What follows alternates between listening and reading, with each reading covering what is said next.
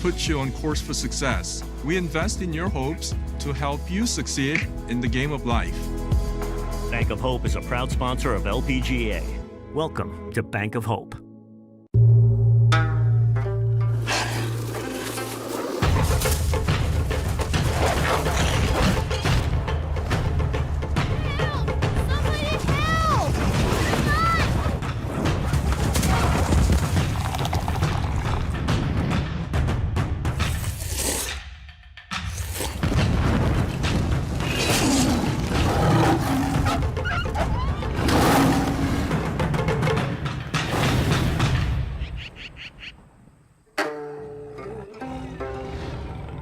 Just act on your spicy instinct.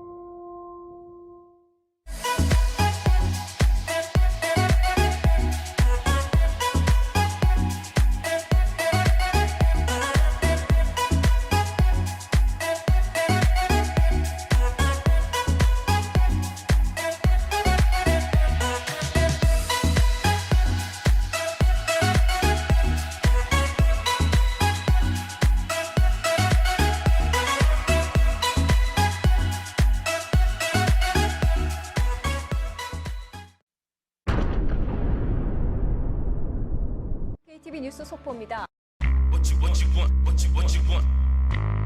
A lot of families took a hit to their income in the last year and a half, while private schools are charging more than $25,000.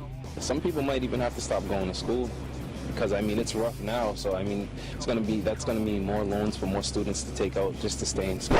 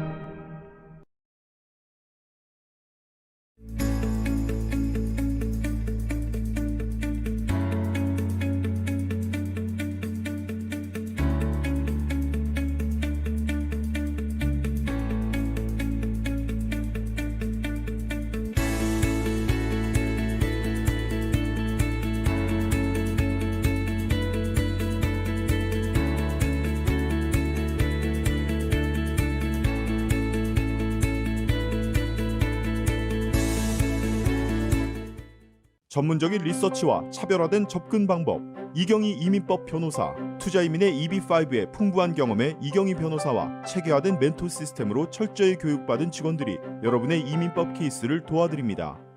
이경희 변호사 사무실은 한 번 맡은 케이스는 끝까지 책임집니다. 항상 세밀하고 정확한 일처리로 고객분을 성심껏 도와드리겠습니다. 저희 사무실을 믿고 맡겨주시면 여러분의 케이스를 성공으로 이끌겠습니다. 투자이민 전문 이경희 이민법 변호사.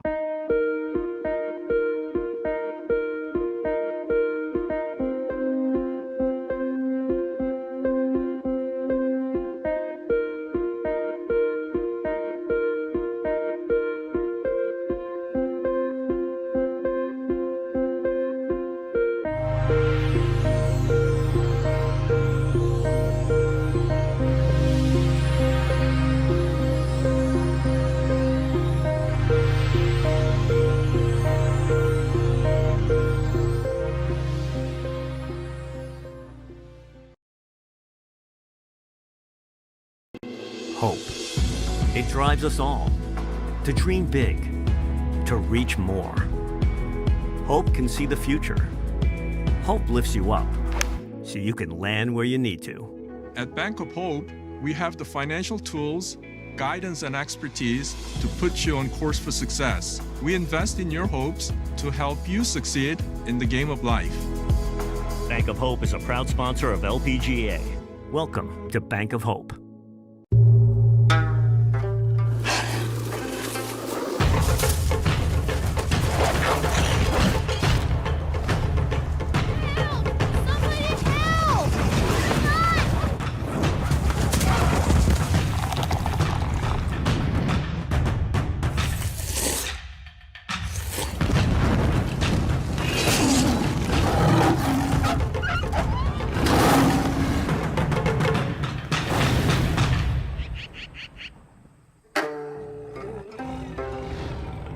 Just act on your spicy instinct.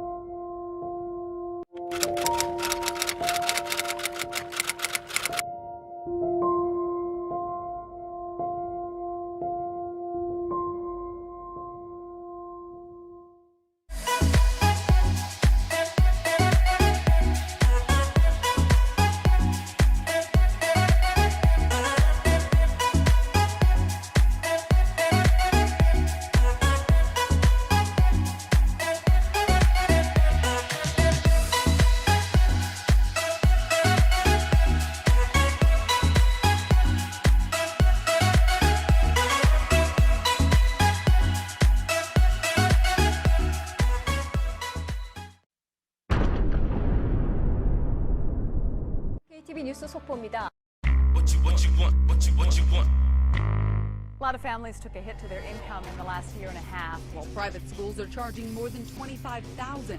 Some people might even have to stop going to school because I mean it's rough now. So I mean that's gonna be more loans for more students to take out just to stay in school.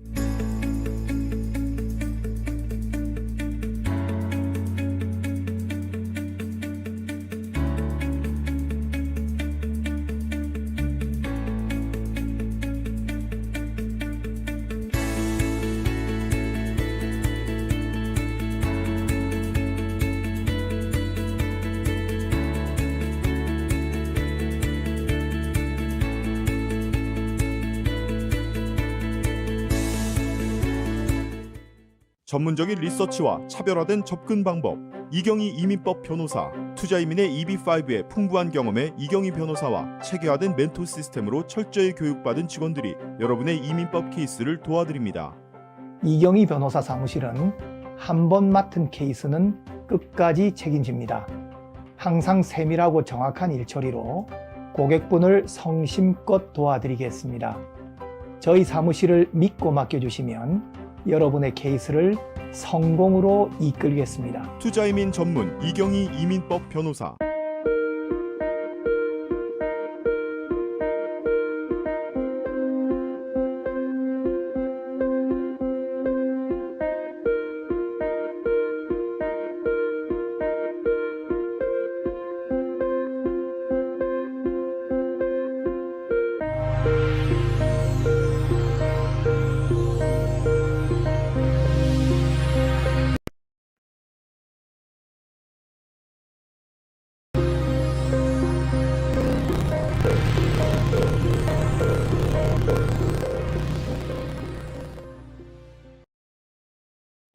hope.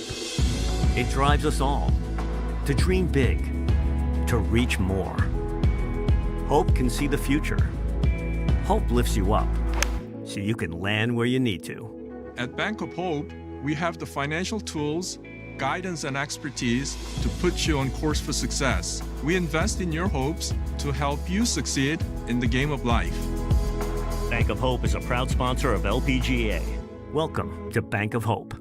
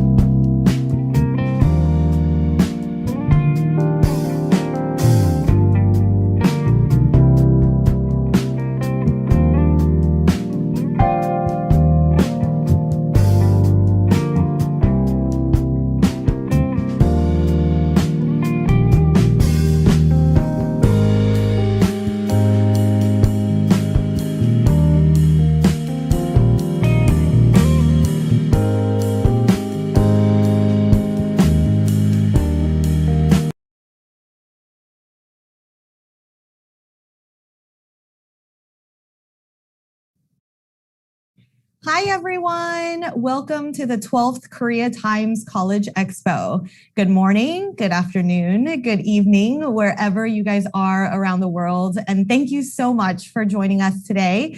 My name is Jenny Wheatley, and I am the president of the Admission Masters, and I'm so excited to be your host for the next couple of hours. Due to the ongoing COVID pandemic, we're hosting this year's Korea Times College Expo virtually once again, and we're so thrilled to be able to bring the expo in the comfort of your homes. The Korea Times College Expo has grown to be the largest college expo for the Korean American community, where you can receive the most up-to-date information on all things college admissions and high school planning. With the ongoing changes in admissions due to COVID-19, I hope today's seminar will provide you comprehensive understanding from the UCs to the private schools to financial aid and extracurricular activities. And I hope you can get as much information as possible that will help you plan for your college admissions journey. I want to start by thanking our main sponsors, Bank of Hope, Nongshim, the Admission Masters, for making this year's event possible. I'd also like to thank our speakers, Ivory Wood AGM Institute, Boston Education, Yes Flex Prep, and 이경희 변호사, Pava World, and 화랑 청소년 재단 for supporting this year's event. Once again, we're so excited to bring this year's Korea Times College Expo to your homes virtually. I just want to give you guys a couple of quick notes before we get started, and we're going to dive right in. This is currently live on YouTube. So we are live on YouTube. So make sure you tell your friends and family to hop onto YouTube anytime to join us today. And if you haven't already registered, please register at www.koreatimes.com/webinar. So www.koreatimes.com/webinar. If you go ahead and click that, you will register and be entered into our raffles today. We have a lot of amazing prizes from our speakers. So I want you guys to win something, everybody to win something. So please go ahead and enter your information into that website if you haven't already, so you can win some prizes with our raffles. We have 5 incredible speakers lined up for you today who will be bringing you up-to-date, hot off the press information and topics on college admissions and financial aid. You're more than welcome to ask questions in the chat box of our YouTube Live. So if you have any questions as we're talking, anything that you just want to ask the speakers or just anyone here, feel free to type in the chat box on our YouTube Live, and our speakers will try to get to as many questions as possible throughout our expo today. For those of you who are joining us live today and already signed up through the website for the expo, once again, we will be doing a lottery for giveaways. So stay tuned throughout our expo today. And if you haven't already registered, go do that right now at www.koreatimes.com/webinar. So please come in, tell your friends and family to join us today. We have such great information coming up. And right after this commercial break, we're going to go ahead and begin the 12th Korea Times College Expo. So please stay with us, take your bathroom break right now, and get ready to hear from our wonderful speakers. Hope. It drives us all to dream big, to reach more. Hope can see the future. Hope lifts you up so you can land where you need to. At Bank of Hope, we have the financial tools, guidance, and expertise to put you on course for success. We invest in your hopes to help you succeed in the game of life. Bank of Hope is a proud sponsor of LPGA. Welcome to Bank of Hope.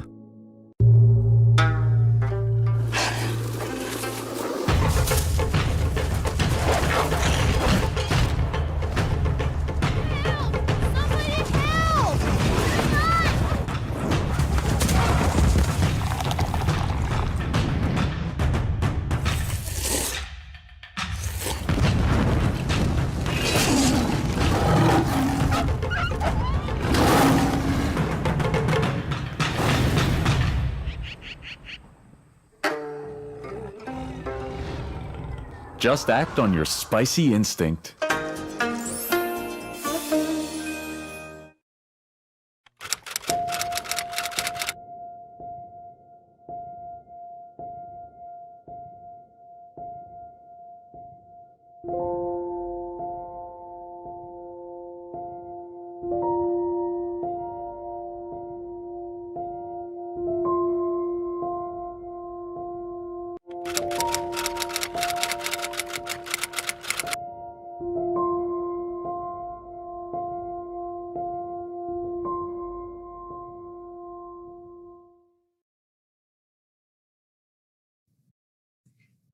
right. Welcome back, everybody. I'm so excited for you guys to jumpstart our Korea Times College Expo today with our very first speaker.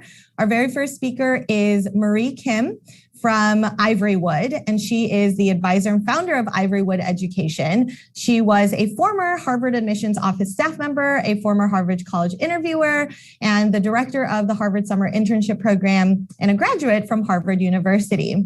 So Marie is going to be talking to us about changes in the UC admissions, what it takes to get in. So without further ado, let's give a warm welcome to our first speaker, Marie Kim. All right, thanks so much, Jenny. I'm going to go ahead and share my screen.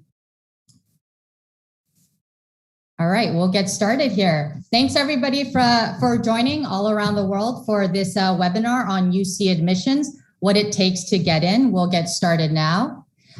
Today's webinar is brought to you by Ivorywood Education. You could check us out on ivorywood.com. Ivorywood is the original leadership and specialty area development provider for all your college admissions needs. We are led by a team of Harvard graduates and advisors, so reach out to us for all your extracurricular and admissions needs. Some housekeeping before we get started. So feel free to enter any questions that you may have in the Q&A and chat. If you've got questions in Korean, no problem, we will respond to you. If we're not able to get to all the questions before the end of the webinar, we will definitely reach out to your questions one-on-one individually. If you leave a contact, we will contact you. We won't be spamming you, so we'll just contact you to answer your questions. Stick around to the end of the webinar, and we have 2 exclusive opportunities brought to you by Harvard.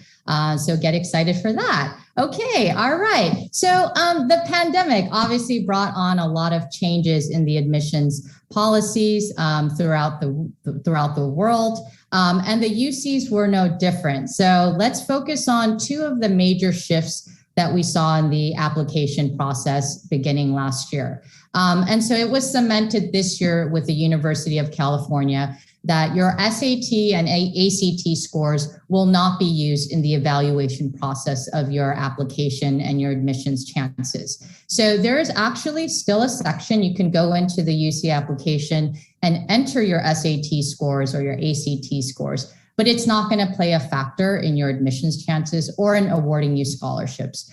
You can still put it in because I know that some students are thinking about placing into some departments or majors that would like to have that information, and that could be a factor, but that's once you've matriculated. So in terms of your acceptance odds, the SAT and ACT just will not be used in consideration of your evaluation. The other change that we saw was the pass credit option that students could utilize, and it was instituted from the spring of 2020 all the way through the summer of 2021. So courses that you may have taken that are within the A through G requirements, those courses, if you choose to select a pass or credit option instead of submitting your actual grade, you have that option. Now, I've gotten this question from a lot of our students at Ivorywood. Oh, should I put a grade in or should I just put pass for some of my classes? I say this with the caveat, this is not there because you should just implement it wholesale. I think you always have to be strategic and mindful about what your application is conveying to the readers. So especially if you're taking core classes, the English, math, history, science, even foreign language, if you can show the grade, it would probably be more advantageous for you. And so that's something you want to think about. It's a little more nuanced than you think, instead of just like putting pass for a bunch of classes that you felt weren't showing your best foot forward, or like if you didn't get an A in it. And that's something you want to think about. All right. So a lot of the times we're getting questions too is, okay, no SAT, no ACT, I could put pass fail. It's gotten easier, right? Not exactly. So here's what's happening. It is actually a lot more competitive. So the pandemic has kind of opened the floodgates and allowed a lot of students who would traditionally probably not apply because of the requirements for SAT and ACT testing are now able to apply. And so they have been seeing record number applications across the campuses, and that affects your acceptance odds. So the reason I bring this up is people traditionally may think, oh, UCs are generally easier to get into. And I think we think that because a lot of students who come to Ivorywood, for example, they tend to be striving for really top tier schools, Ivy tier schools. And so in their minds, they're thinking, oh, you know, if I don't get into maybe like an Ivy tier school, I'll just go to the UC. That's not how it works. The Berkeleys and the LAs of the world are in your reach categories at this point for a lot of students. So let me break down the numbers for you with the latest stats. Okay, for the class of 2025, here's what happened. So UCLA tops the charts. I know traditionally people think UC Berkeley is one of the hardest schools to get into. As far as acceptance rates speak, it looks like it's UCLA now. UCLA is the most applied to university in the world. They got almost 140,000 applications last year, only 10% acceptance rate. So that's astonishingly difficult. 90% of you will get rejected. So again, UCLA is hitting those reach lists for most students applying this year and thereafter. The average GPA at UCLA who are applying is 4.5. So you can imagine all those APs and honors that are in your classes and in your curriculum and the students who are applying. That's something you need to be mindful of because you are still being evaluated vis-a-vis the other applicants who are in the pool for your year. And then look at UC Berkeley, their acceptance rate is 14%. All of these acceptance rates basically diminished. And the average GPA at UC Irvine is rated the best value public university in the world. And so to get in these days, you need an average of a 4.15 GPA. So what I'm trying to say is this, it's not the same game. I think we really realized that after observing the post-pandemic, the first year of the pandemic and the results that came through. And it was kind of shocking in some ways because nobody really knew what was going to happen. And once we saw the results, we realized, wow, right? It's a lot more nuanced than you may have imagined just because you have a bunch of accomplishments and perfect grades doesn't mean you're going to get into UCLA or UC Berkeley. And that goes across the board for other schools as well, but I'm going to focus on the UCs. So let me just give you a taste of the types of students who still got denied at the UCs. So we're talking about at some of the campuses, including Irvine, LA, and Berkeley, you can have a 35 ACT and get denied at many of the UCs. And again, I know that ACTs and SATs aren't being used, but it just goes to show the caliber of students who are applying and still not getting in.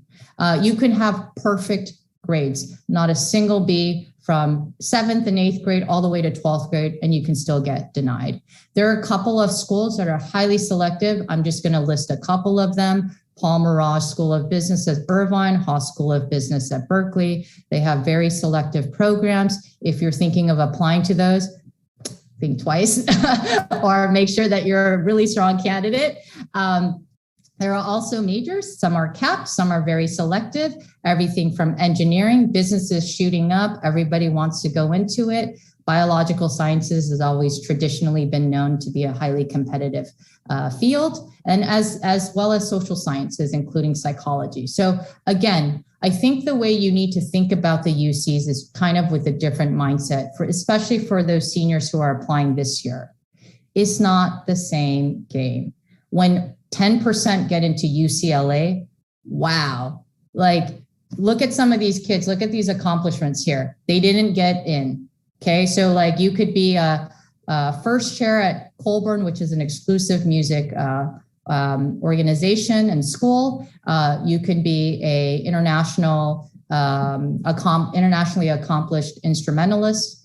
You could have leadership distinction across the board, and you still may not get in. So I will go into what is kind of the evaluation process of the UCs. You may have some idea, but I'm going to kind of break it down for you so you understand, all right, so now as I head into the application season, how should I be thinking about my application? Okay, so let me just say this. when you're applying for the UCs and you're actually submitting the applications and you're working on it, it's tempting to think one application, check off extra UCs, done, just put in the information they asked for. That's this very kind of naive way to look at it. You really need to think about your story, what context you're coming from to provide those insights and that information. You need to also think about, how am I portraying myself? How am I highlighting my strengths to each of the different campuses? They're looking for different things. So it's a little tricky because you got one application and yet you're trying to appeal to 3 to 5 to 7 different campuses or more. And so what you need to do when you think about the UC application is holistically. And I know you've heard this term thrown around. What does it mean? Essentially, their way of saying what holistic review is, hey, we're not going to emphasize one area like academics a lot more than the other areas. And that's not going to be like the primary determining factor of your acceptance or not. We're going to look at the whole picture. And in my experience, it's true. Because I've seen students who have gotten kind of like lower GPAs and not as stellar academics walk into Berkeley, walk into LA. And then we've seen students who've got everything perfect, not necessarily get into like LA. And so that goes to show that there's probably other factors at play that you might not see. And again, that's where your application should really strive to show the holistic side of who you are. And you want to treat every part of that application in that way, with that careful and attentive eye. Okay, I'm going to break this down into a couple of sections. So personal qualities, academic, and then extracurricular and your background. So those are the primary components of what holistic review comprises. So yes, they really care about leadership. They care about character.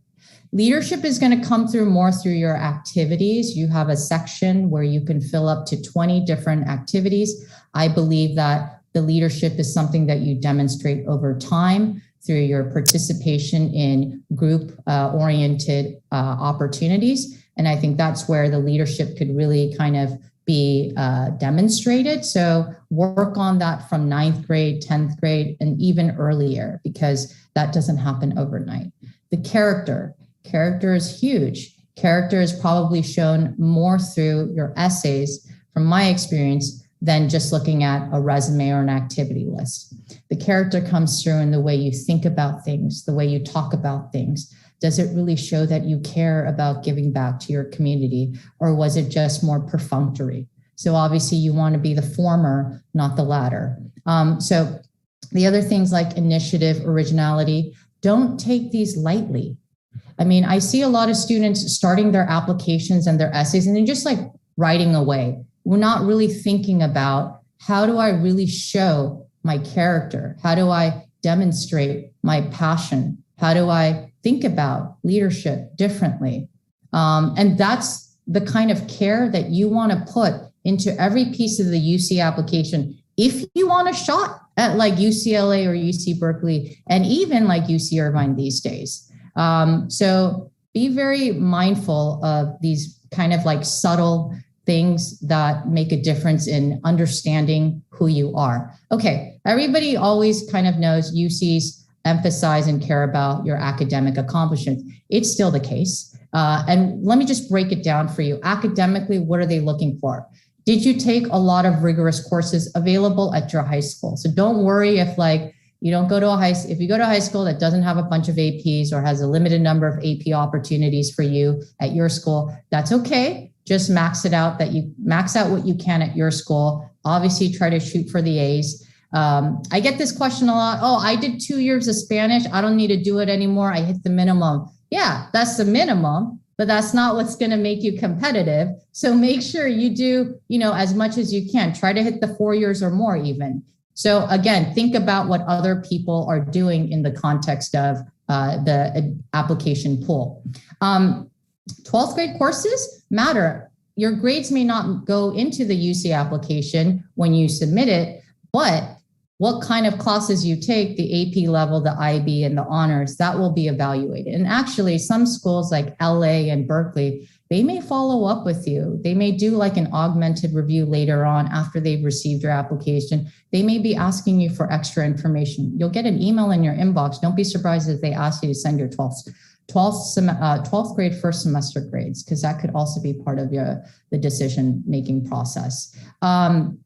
Keep in mind, like your relative strength to your peers. Again, they have a record of kind of like the average GPAs from that high school. They know what other students are accomplishing at the highest levels in your high school. You will be stacked against that. So keep that in mind.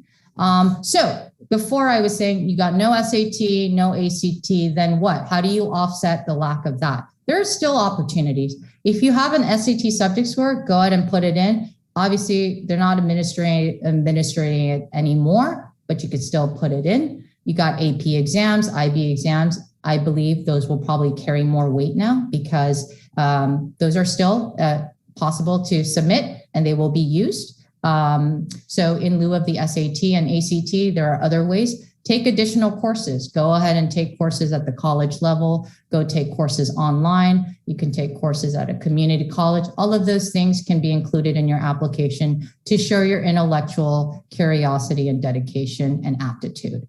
And then if you can, wherever you can, always try to take those honors and APs. But I'm going to say this with a caveat. Know your capacity.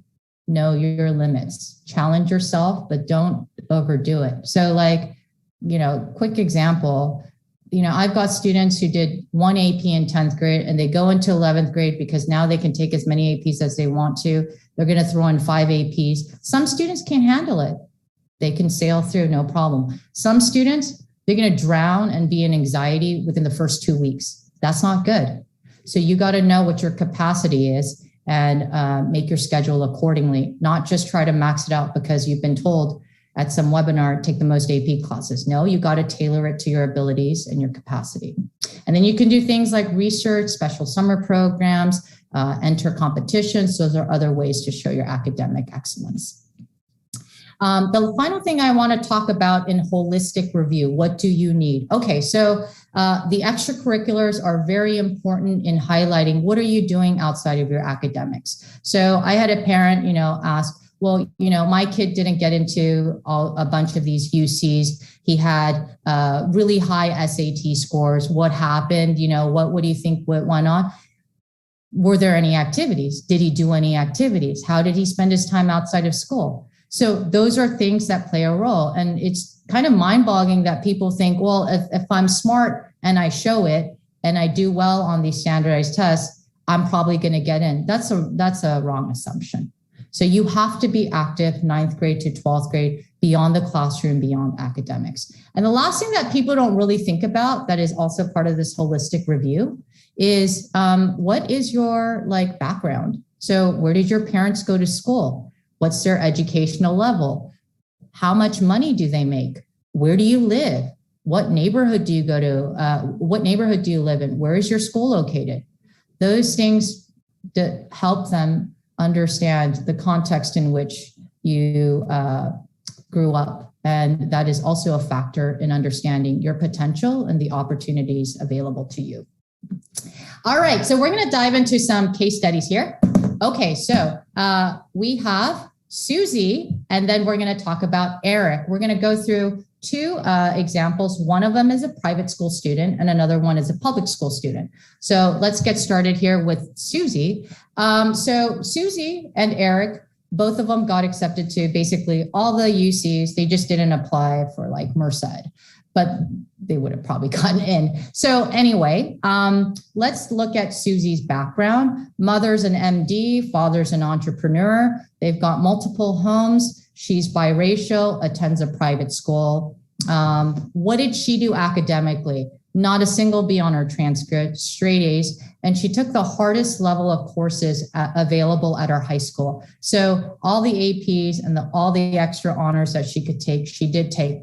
Her strength was not math. So if you see in 11th grade, her math was a little bit, I think, behind to some more competitive applicants, but that didn't hold her back because she wasn't trying to go into engineering or something math related where that would be probably important, but she was showing her strengths through more of like the arts. And so that's where she really shined.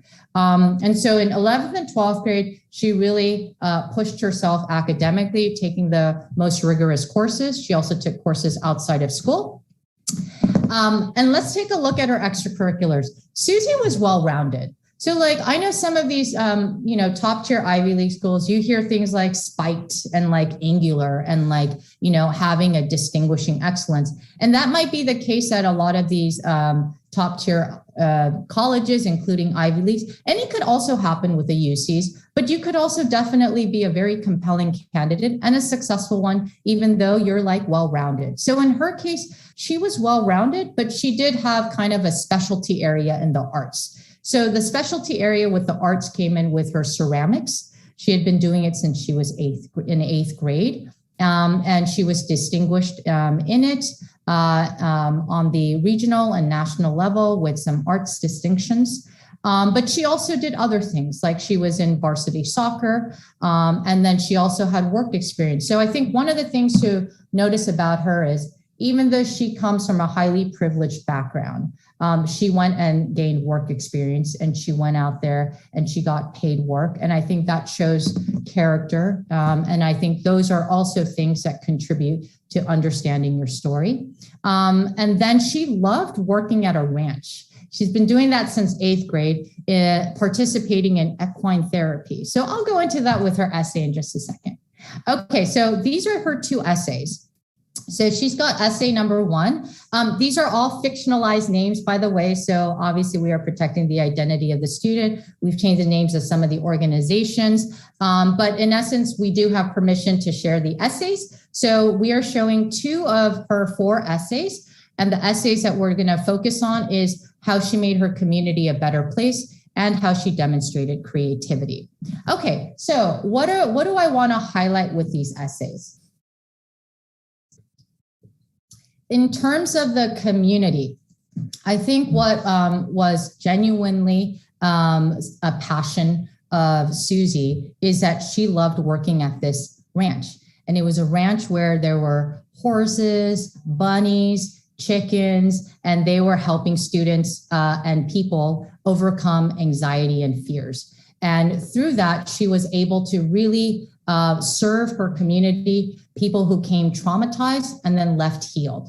And interestingly enough, through the process, as she was helping others, she found herself healing her through the process in her own, I guess, trust issues. And I think that came through beautifully in this essay. So the next one here is her creativity. So in this one, she focused on her ceramics. So I think what stood out with this essay was her takeaway and kind of like some of the catchy ways she was articulating her ideas. The porcelain clay fights me, but I'm in the mood to be a winner, bent on keeping my peace center. I don't like to, she said something about intentions are not something that she can fully predict, and that she's flexible and can adjust easily, similarly to how she has to do that with her ceramics and her craft. So those are 2 essays that I think really highlight her voice came through. And then I think the ideas were good. So she used compelling examples of things that she was passionate about. So really keep that in mind. All right. So overall, what got Susie in? I would say it was her arts emphasis, her academic distinction, but also there were 2 things I didn't touch upon that made her different and diverse. She had overcome adversity due to her biracial challenges, being discriminated against, but she's also a world traveler. And I think like she's been traveling since she was a toddler. I may have these numbers off a little bit, but I think she must have hit up over 100 cities in her lifetime. So for somebody who is 16 and 17, that's a lot of traveling to do. And I think she brought the UCs a different kind of perspective. All right, so let's get to Eric. So what did Eric do? So his background is he's Middle Eastern. He's in California, attends a large public school. Father's an entrepreneur. Mom is a homemaker.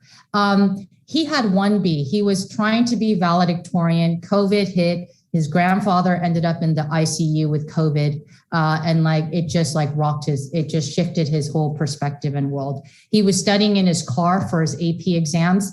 He ended up getting a 5 in AP calculus, but he ended up getting a B in the class. So a really smart kid, really capable, but unfortunately, because of COVID, he did kind of mar that perfect record with a B. It doesn't matter. He got accepted to all the UCs with scholarships.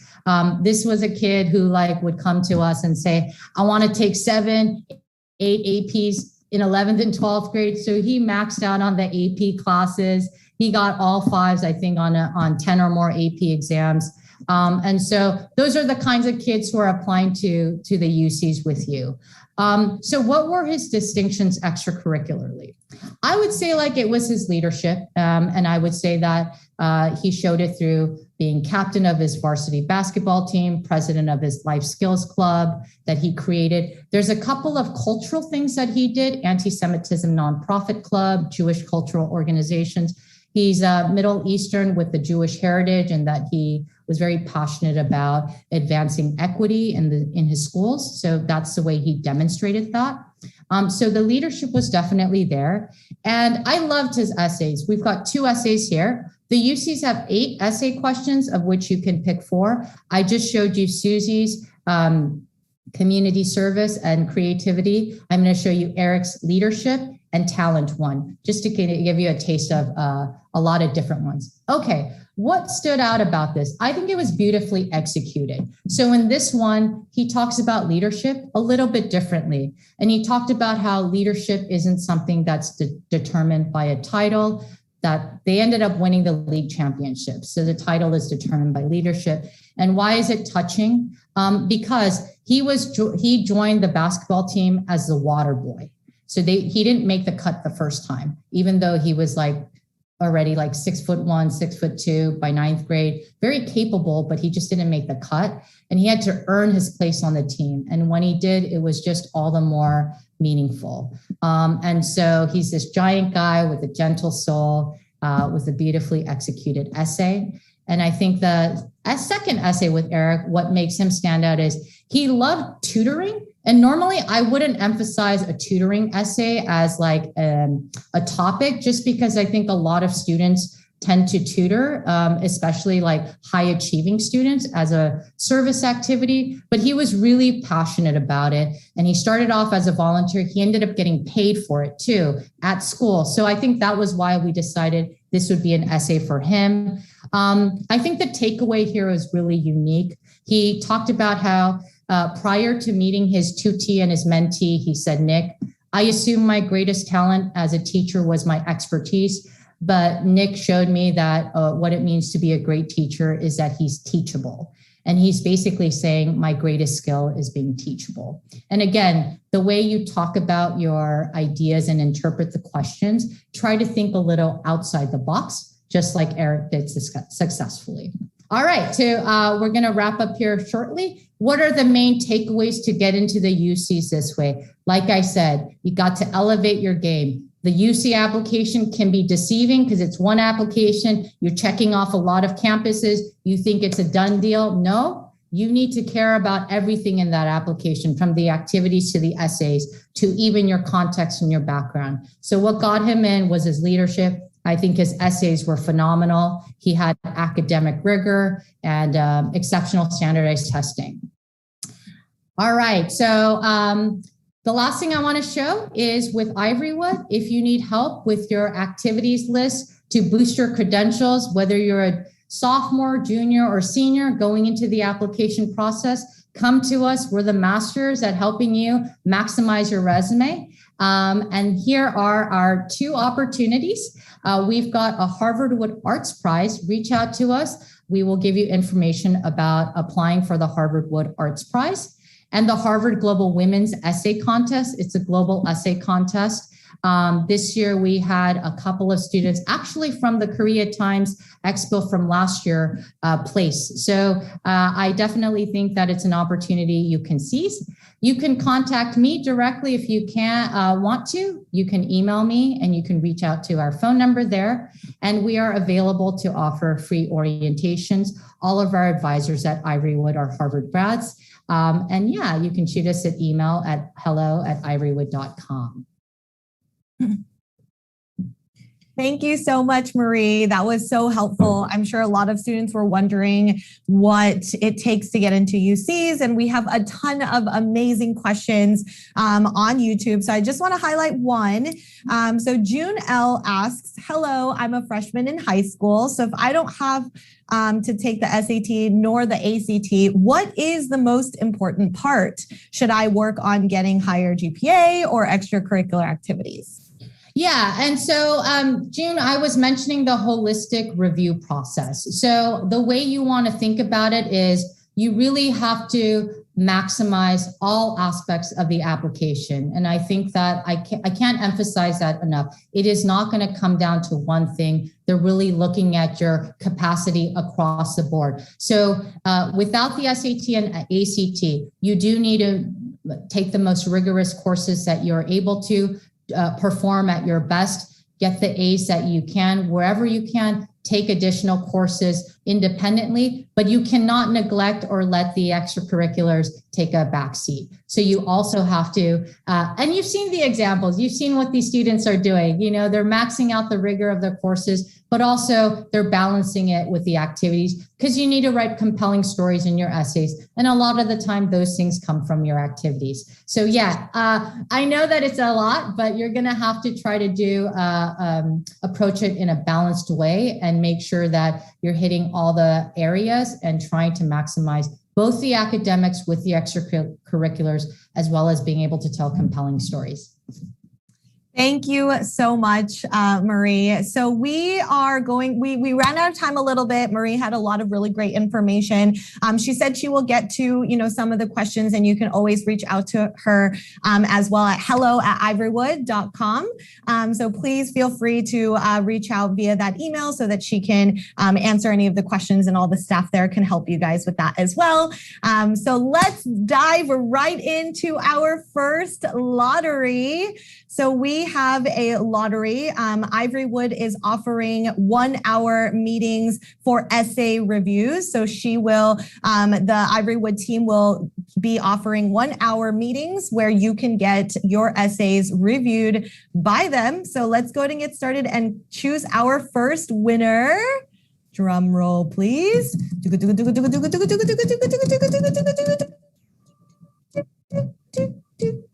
I have to do my own sounds here.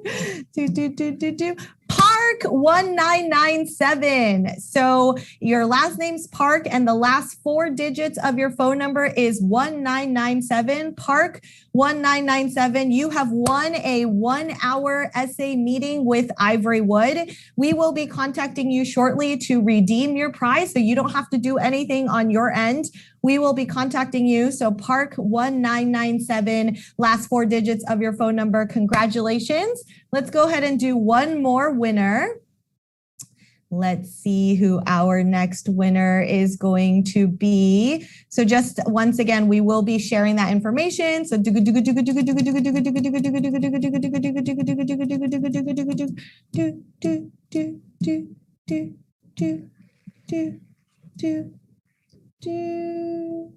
Lee 1129. So if your last name is Lee and the last 4 digits of your phone number is 1129, Lee 1129, you have also won a 1-hour free essay meeting with Ivorywood Education. We will be contacting you so you can redeem your prize. Lee 1129. Congratulations to both of our winners. Excellent job. We are going to take a quick commercial break, and we'll be right back. When we come back, I will actually be speaking from the Admission Masters, and I will be talking to you guys about elite private schools. I see a lot of questions about private school admissions. I see a lot of really great questions about SAT and ACT. I see a question about how you can enter the lottery. So at the very top of the YouTube chat screen, there is a pinned message with a Google form that you can fill out. So you can go to the top of the YouTube chat screen screen and you can click on that link and you can sign up for the lottery. And we'll be doing a lottery after every speaker. So please stay tuned so that you can have your chance at winning. We'll be back right after this commercial break.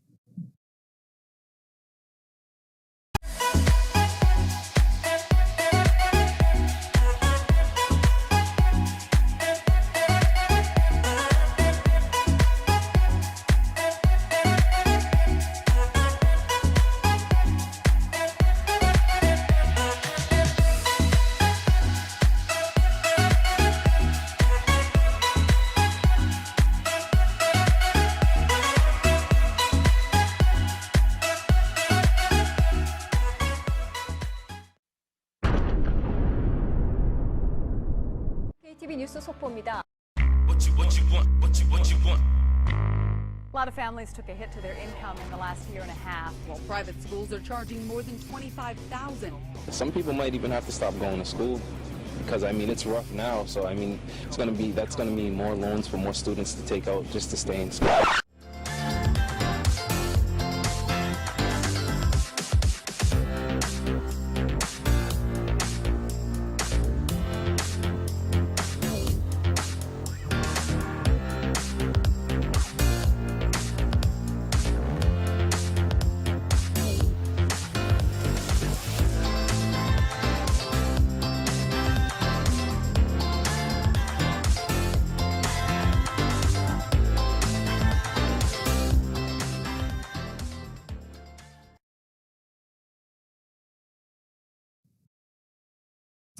Hi, everyone. Welcome back. Transformation happened on the screen today.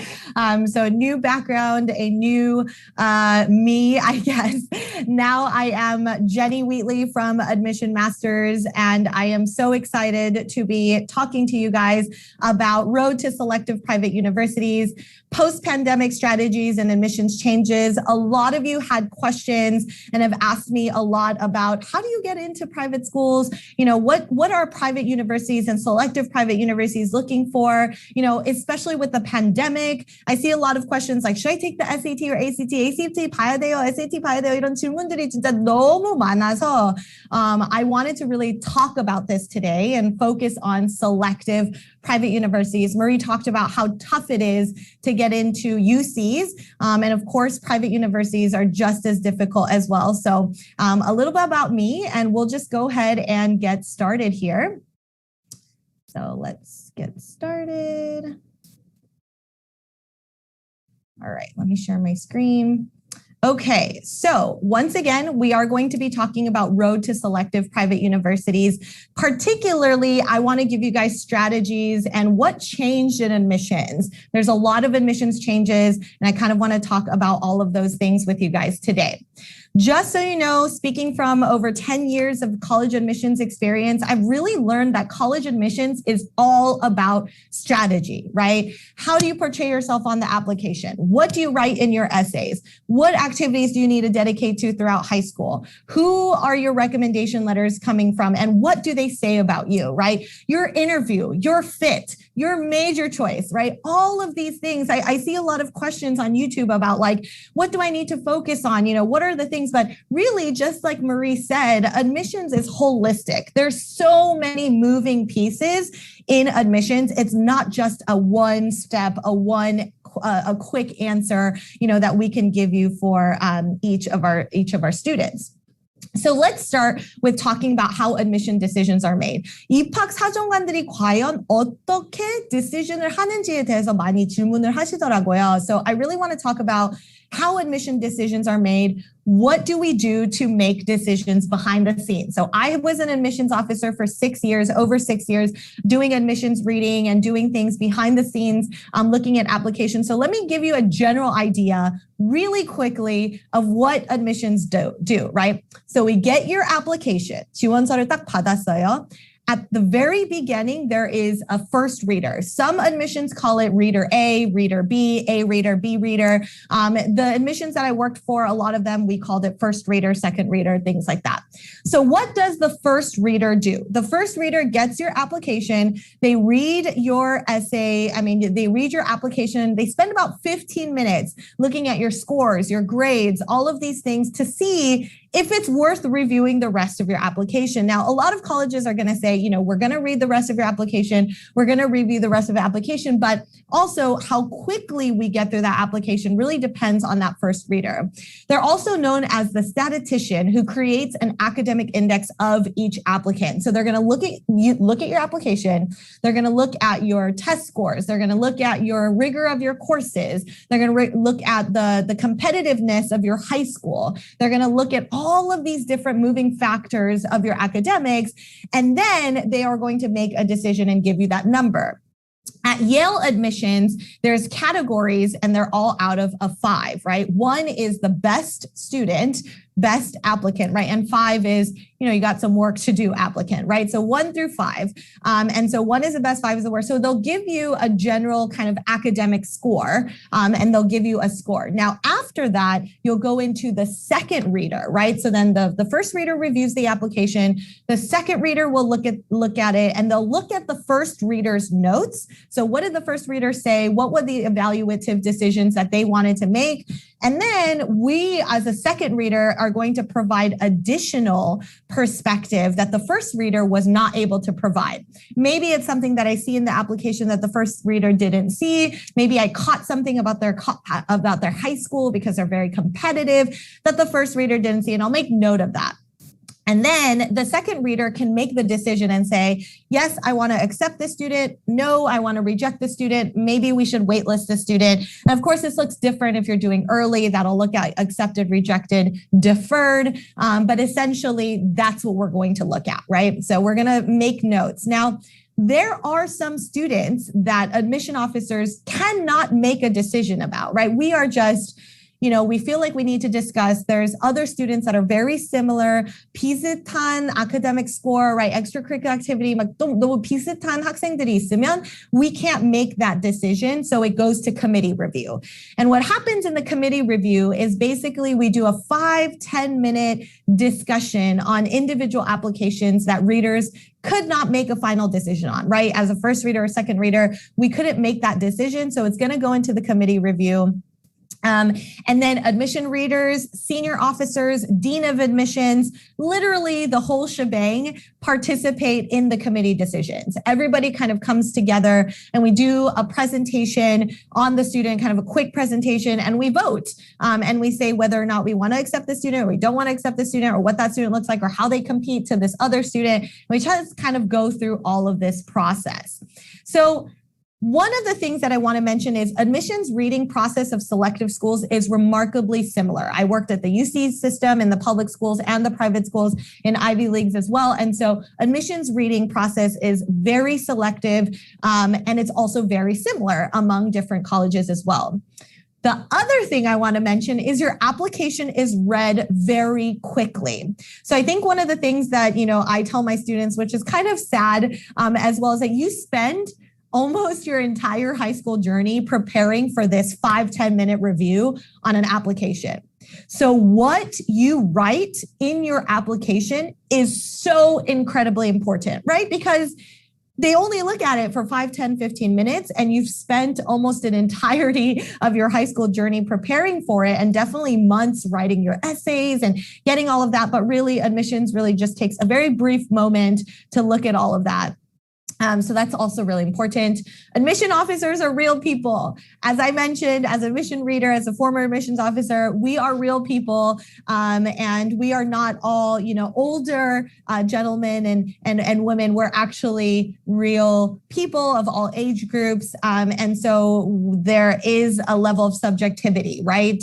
We have our own experiences and we have our own opinions, and so we are real people. We're not robots. And quantitative scoring is used. So like I said, we do give you an academic index score. So we say, this student is a 3, this student is a 4, right? All of these things. But there is a level of subjectivity, like I said. I mean, I'm just going to be honest. Admissions are people, so it is very important to be able to hit the hearts of the people that you are, going to be the people that are going to be reading your essays and everything.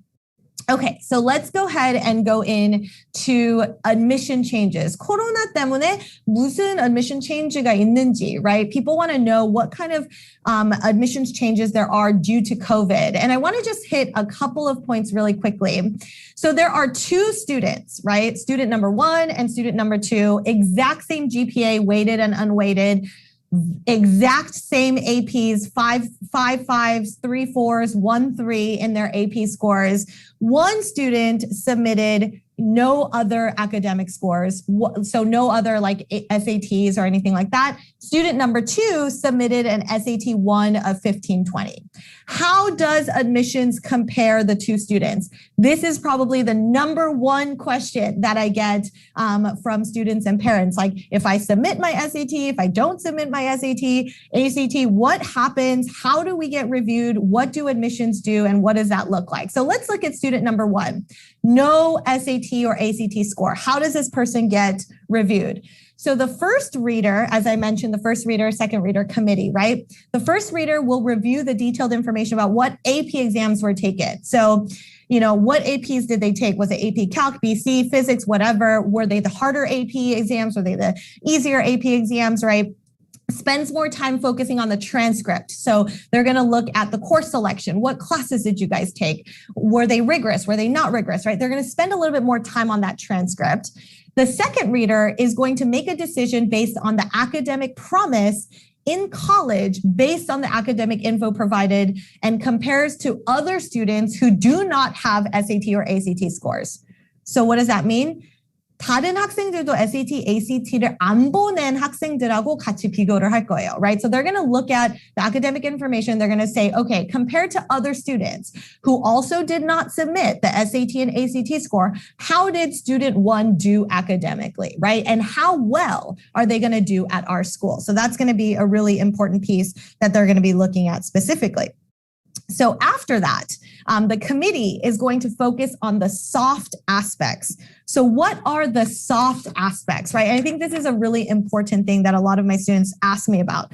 Soft aspects are basically aspects in your in your application that come from your essays, your teacher recommendations, your extracurricular activities. So that's going to highlight your leadership, your creativity, right? As Marie mentioned, kind of that holistic list. They're going to look at some of the more soft aspects and kind of focus on that a little bit more. Now, student number 2 has an SAT score. It was test optional at the school, but it's still submitted, right? So they got a 1520 on their SAT. The first reader, they're going to, again, review the detailed information about the coursework and APs. They're going to note the SAT score to put it into the academic index. I told you guys that, they have an academic index score that they usually give to students, and they will add the SAT score into the academic index, regardless of if it was test optional. The second reader is going to then make a decision based on academic promise in college, based on the academic info, again, comparing to other students who also submitted an SAT or ACT score. So they're going to still compare the student to say, okay, based on what we know here, how are we seeing this student's academic promise based on their SAT and ACT scores? And then the committee will note the SAT score, but they're going to compare the soft aspects of the student as well. So basically, in short, a good test score at a test optional institution or test optional college can only help you. If you do not have a good test score, don't submit it. You'll just compare yourself to other students who don't also submit test scores. Now, I'll give you guys some pointers about this in a moment, but I just wanted to kind of hit this really quickly because it's a very important question that I get asked. So, students with good test scores can elevate your academic information beyond your transcript, right? Maybe you're a student who got a couple Bs, but you did really well on your AP exams and your SAT scores. That's going to elevate your academic information because beyond your transcript, right? More academically competitive if your scores are better than other students who are admitted to the school. So if there's other students who are going to your school, you're going to be more academically competitive if your scores are higher. Now, students with no test scores, your transcript is going to be the star of the show. Your GPA, the courses that you took, right? Those are all going to be the determining factors of your academic capability. So if you don't have great test scores, then the star of the show is going to be your GPA, right? And so doing well academically at school is going to be really, really important if you don't have strong test scores. And of course, students with no test scores, your activity list, your essays, your teacher recommendation, your demonstrated interest, your interviews, they're going to be weighed a little bit more heavily. So I wanted to show you guys something on this screen, and these are evaluations from admission offices and admission officers. So basically, when we're looking at this, right, we're going to give, like I told you, a score of 1 to 5. At some schools, 5 is the best, 1 is the worst, right? At Yale, 1 was the best, 5 was the worst, right? It really doesn't matter, but a very similar scale. Now, based on what you guys see at the top right over here, you'll notice that, if you're in the 3.9 plus GPA, this is unweighted, top 2%, top 10%, your SAT verbal and math is above a 1500, things like that, they're going to give you an academic achievement rating of a 5, right? And then you'll notice academic qualities rating, the different kind of criterias that go into that. So all of these will be considered when they're choosing your students and giving you a non-academic achievement rating, a personal qualities rating. You guys can also see here, I apologize, the text is a little bit small, but depth of achievement. Are you national or international level of achievement? Do you have 4 or more areas of significant achievement, right? That will give you a 5, a score of a 5, right? Description, inspirational, leaves a strong positive impression, used for special circumstances, right? Things like that.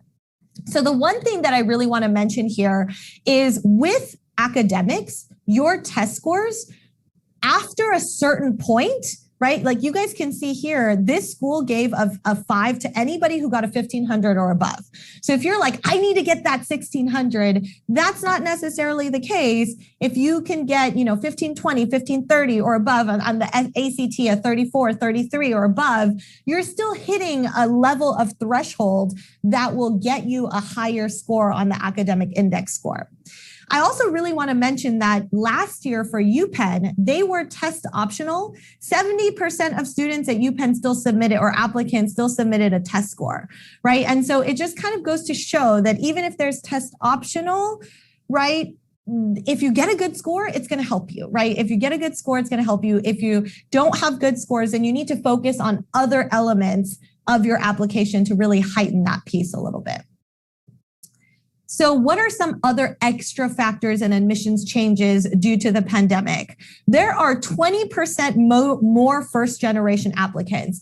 Marie mentioned earlier that, because schools are going test optional, or UCs are not requiring test scores anymore, more and more students are now able to apply to college because of that lack of requirement, right? That means there's more first generation applicants. This background information about the student is going to highlight and give a higher chance for some students to get accepted into the school. So 20% more first generation applicants, 70% students who submitted test scores to test optional colleges, right? 70%, like I told you, UPenn, 70% students still submitted their test scores to test optional colleges, and 90% increased level of competition in the top 30 colleges on US News. Marie mentioned this earlier as well, with UCs. UCLA had a 10% acceptance rate. Colleges across the top 30 colleges on US News have seen a 90% increased level of competition overall on average. So college admissions is becoming more difficult overall. So selective colleges must be selective about their applicants. It's getting harder to get accepted. With more first generation applicants, colleges are going to have a slight preference lean towards these first generation applicants because they want to diversify their student body. They want more students who are going to diversify their class and more opportunities. So, so more slight preference lean towards first generation students. And test optional means test optional. optional unless a majority of the students are submitting their test scores. So yeah, schools are going to be like, we're test optional, but what if they get like 80% applicants who submit their test scores? Then, is it really test optional, right? And so that's something that you might want to consider. But again, test optional means test optional. You are not going to get, a negative point value or anything like that. You're not going to be, negatively looked at as an applicant if you don't submit a test score. So do not worry about that. If that is the case, you don't have to worry. So let's talk strategy. Now that you understand how decisions are made at selective colleges, let's talk about the top 3 strategies that you can take advantage of as you prepare for your your college applications and your high school journey. Strategy number 1, selecting the right courses and activities. As I mentioned earlier, college admissions has 10, 15 minutes to look at your application. How you select your courses, what courses you select, and the activities you select are going to make a big difference in what they look at, right? Choosing the right topic for your essays. I think this is the biggest problem that my students have overall when they come to me and they're just not sure what to choose for their essays, but your essays are supposed to tell your story. So what topic you choose and how you portray yourself in that essay is going to be so important. So be mindful of that as well. And strategy number 3, how to portray yourself on the application. There's so many students that are not sure, what do I say here? How do I describe my activities? What is it that I need to mention more of? And these are the things that are really, really important to discuss, particularly in these strategies as well. So I definitely recommend that you get support on your applications. At Admission Masters, we are A to Z consulting, right? And so we're going to help you with everything that you need to do to plan your activities, to plan and select the right courses, all the way until choosing the right topics for your essays, all the way until making sure that you are portraying yourself as strategically as possible on the application so you catch the eyes of the admissions at whatever colleges you're applying to. So let's dive into some of these strategies. So strategy number 1, selecting the right courses and activities. For your courses, rigor, right? Rigor. How difficult are the courses that you are taking at your college? At your high school is going to be really important. So rigor of your courses. Are they focused on your major? Are you showing your admissions officers that you have a passion for something and that shows off in your courses? And is there an upward progression through the 4 years that you attended high school? That means you took more honors and AP classes every single year that you were in high school. That includes your senior year. So if you started with no APs your 9th grade, but a lot of honors courses, 2 APs your sophomore year, 3 to 5 your junior year, 5 to 7 your senior year, right? This is an upward progression in your courses, and that upward progression is really important for college admissions. Activities. Are they major focused? Do you have a passion? It's okay to be good and dabble in certain things, but you have to have that spike, right? Instead of being a jack of all trades, right? You need to make sure that you are master of one, right? Or master of few, right? And so that major focus activity is really important. Your dedication, your compassion, your leadership, your passions, your uniqueness, right? All of these are really important with activities. And that is one of the things that we really want to focus on at Admission Masters, is because everybody can do activities, that are similar when you go to similar high schools. So what is going to make me stand out, right? And that's what we want to focus on. And on the common application, there are top 10 activities that you write. So what you write for those top 10 activities are also going to be really important. And for your major, we do recommend that you focus on 10th grade, by your 10th grade, that you have some level of major direction, whether that be, humanities or STEM, right? Whatever that may be, we want to make sure you have some sort of direction so that you can plan your courses and your activities accordingly. You can plan your summer based on your passions, and you can select higher level courses based on your passions as well. And all of this is going to be very important. Strategy number 2, choosing the right topic for your essays. So for the common application, there are 7 personal statement topics and prompts, right? And you get to choose one and you write it in 650 words and it goes to all of the colleges, right? So it's really important at this point to kind of focus on what topic am I going to choose for my essays, right? First of all, you need to personalize it. Colleges see the activities and awards on your applications, so you don't want to spend this time re-talking about your activities and awards. This is an opportunity for you to focus on your story, right? What is going to zipper up your application and make sure everything comes together through your essays? Your growth and learning. Colleges seek students who are consistently pursuing their personal growth. So show your growth, but your desire to learn as well. Impact and uniqueness. Find a topic that will allow you to show your impact, your future impact, right? After college, beyond college, in college, and your uniqueness. Separate yourself from other applicants. And that's something that's really important that you need to do in your personal statement as well. Strategy number 3, the application itself. So the application, there's 5 main factors where you can strategize in your application. The first factor is the activity section. So in the activity section, there's character limits, 150 characters for the descriptions. They ask you to order your activities in 1 through 10, right? The activity section is very, very important. So what you write on there is going to matter. The additional information section, right? So in the additional information section, what are you writing? For the Common App, there's a COVID-19 additional information section and a regular additional information section. How are you utilizing that section is going to be really important. The demonstrated interest. I saw somewhere that says, do universities highly consider demonstrated interest admissions? And I want to mention just really quickly, it depends on the college. Some college will say, yes, we really care about demonstrated interest. Make sure that you sign up for our mailing list, come to our college tours and information sessions, right? Some of the schools will be like, oh, we don't really care about demonstrated interest. So it really depends. The essays obviously are the fourth, and then the teacher recommendations. And this is one screenshot that I have for teacher recommendations. This is the chart that your teachers have to fill out about you in addition to writing a recommendation letter. They ask your academic achievement, your intellectual promise, your quality of writing, your creative and original thought, your maturity, your motivation, your leadership, right?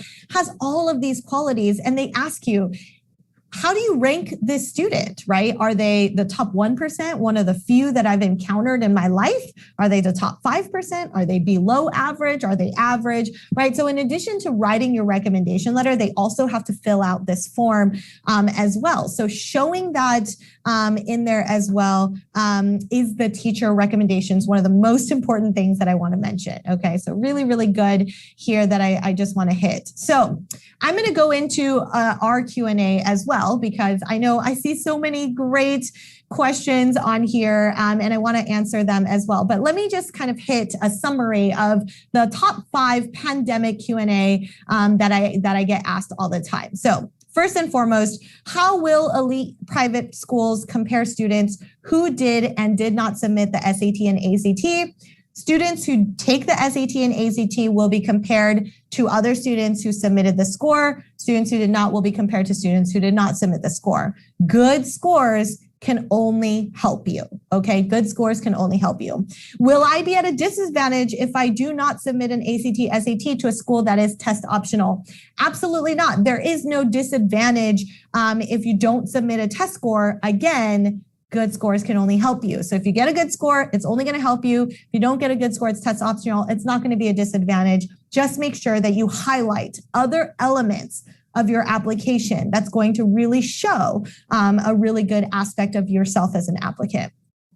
What's more important, the Common App personal statement or the college-specific essay questions? So for those of you who didn't know, Common App, like I said, have 7 essay prompts for the Common App personal statement, and you get to choose one and write it in 650 words. The Common App personal statement, is it more important, or the college-specific essay question? Each college also has their own set of essay questions that you need to answer. So a lot of the questions that I get is about this. My very quick answer, both are important. The Common App personal statement will be slightly more important, but both are really important. I didn't get to do a lot of activities this year and during the summer because of COVID. What should I do? Yes, very popular question here as well. Honestly, if you didn't get through a lot of activities in the summer due to COVID, if you weren't able to do that, the COVID-19 additional information section is a good spot for you to talk about that. However, just know at top elite universities, due to COVID, I didn't get to do this is not a great thing to say, right? So if because of COVID, I actually was able to do all of these things, or because of COVID, I did X, Y, and Z. A lot of our students have kind of learned to develop their own personal activities and work on things that they are passionate about themselves, right? And so if you're a student that's really passionate about engineering, perhaps you can create some sort of engineering project that you can do on your own without having to do it, by going to a summer program or maybe doing an activity or something along those lines. So just make sure that you kind of keep that in mind, right? If you didn't do a lot of activities during the summer due to COVID, unfortunately, it's not an excuse. My biggest recommendation is to find something that you can own up to and do on your own, so that it gives you a chance to show your passion and your uniqueness regardless.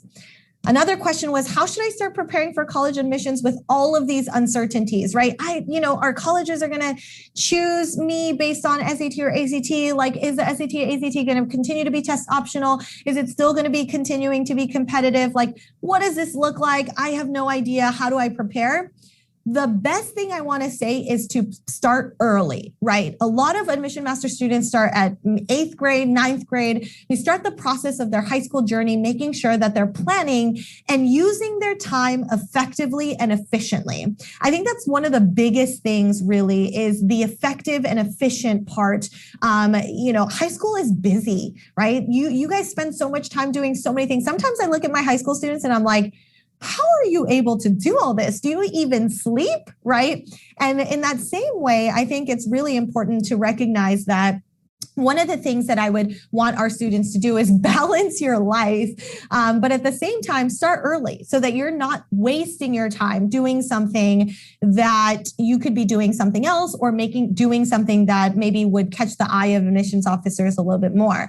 And that part, I think, is where we can support you, right? That part is where I feel like admission masters can kind of help you throughout. So check us out. I see a lot of questions here, so I do want to just kind of try to get to some of those questions now.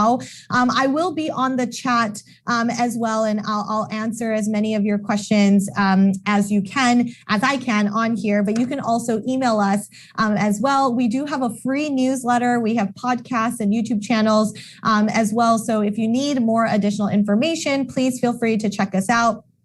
But let's go ahead and just start with answering some of the questions here that I can answer for you guys. So let's see. What do I do if I failed 10th grade? Oh, this is a UC question, but I can answer anyway. So what do I do if I failed 10th grade? Can I still be considered at UC? So yes, you can still be considered at UC regardless of whether you failed. It's a matter of kind of making that part up and doing the A through G criteria as well. Let's see. I answered the question about what is considered a good test score. Okay, let me answer another question. Does this mean that more consideration is given towards first-gen Asian Americans? This is a great question. So first generation, there's two parts for first generation. First generation could mean college student, right? So you can be a first generation college applicant. So your parents didn't go to college, your grandparents didn't college. You are the first person in your family to attend college. That's first generation college applicant. And then there's first generation immigrants, right? First generation like Asian American, first generation, your ethnic identity, right? For college admissions, they're actually going to focus a little bit more on college admissions as it relates to first generation college applicants. So I apologize if that was a little bit confusing, but that was something that I really wanted to kind of mention, which was good. I heard that it would be test blind this year, not test optional, which means there would be no section to put in your test scores in the application. Is this true? Great question. The Common App does have a spot to put all of your applications. The only difference is if a school is test blind, and not all schools are test blind. There are many schools that are test optional. optional still this year.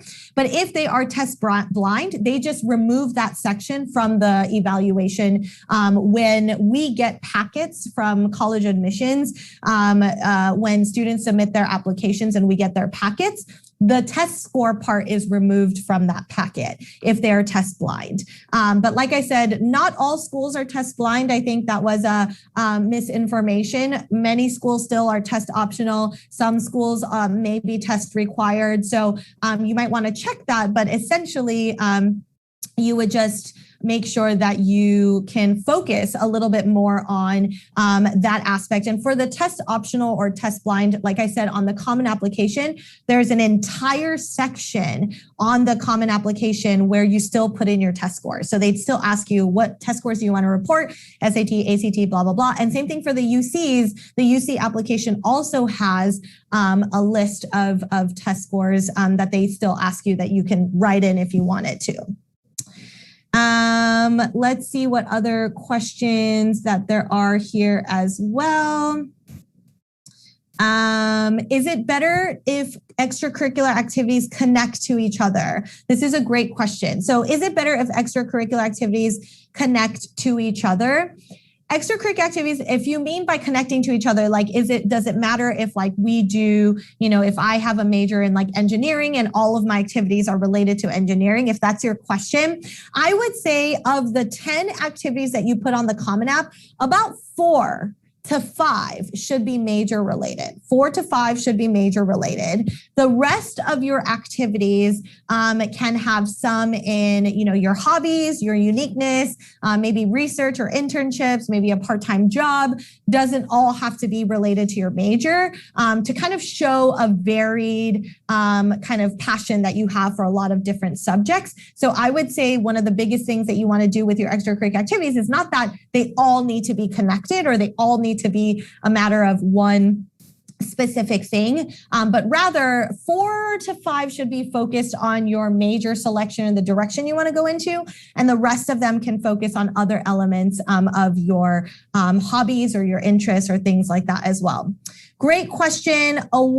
Congressional award versus presidential volunteer award. I see that a lot of students are working on congressional award and volunteer awards as well. And so you guys might have heard about this. Now, the two awards are very different. The President Volunteer Service Award is a focus on volunteer service hours. So you meet 100 hours, 80 hours, 50 hours, or whatever, you get different levels of the President's Volunteer Service Award.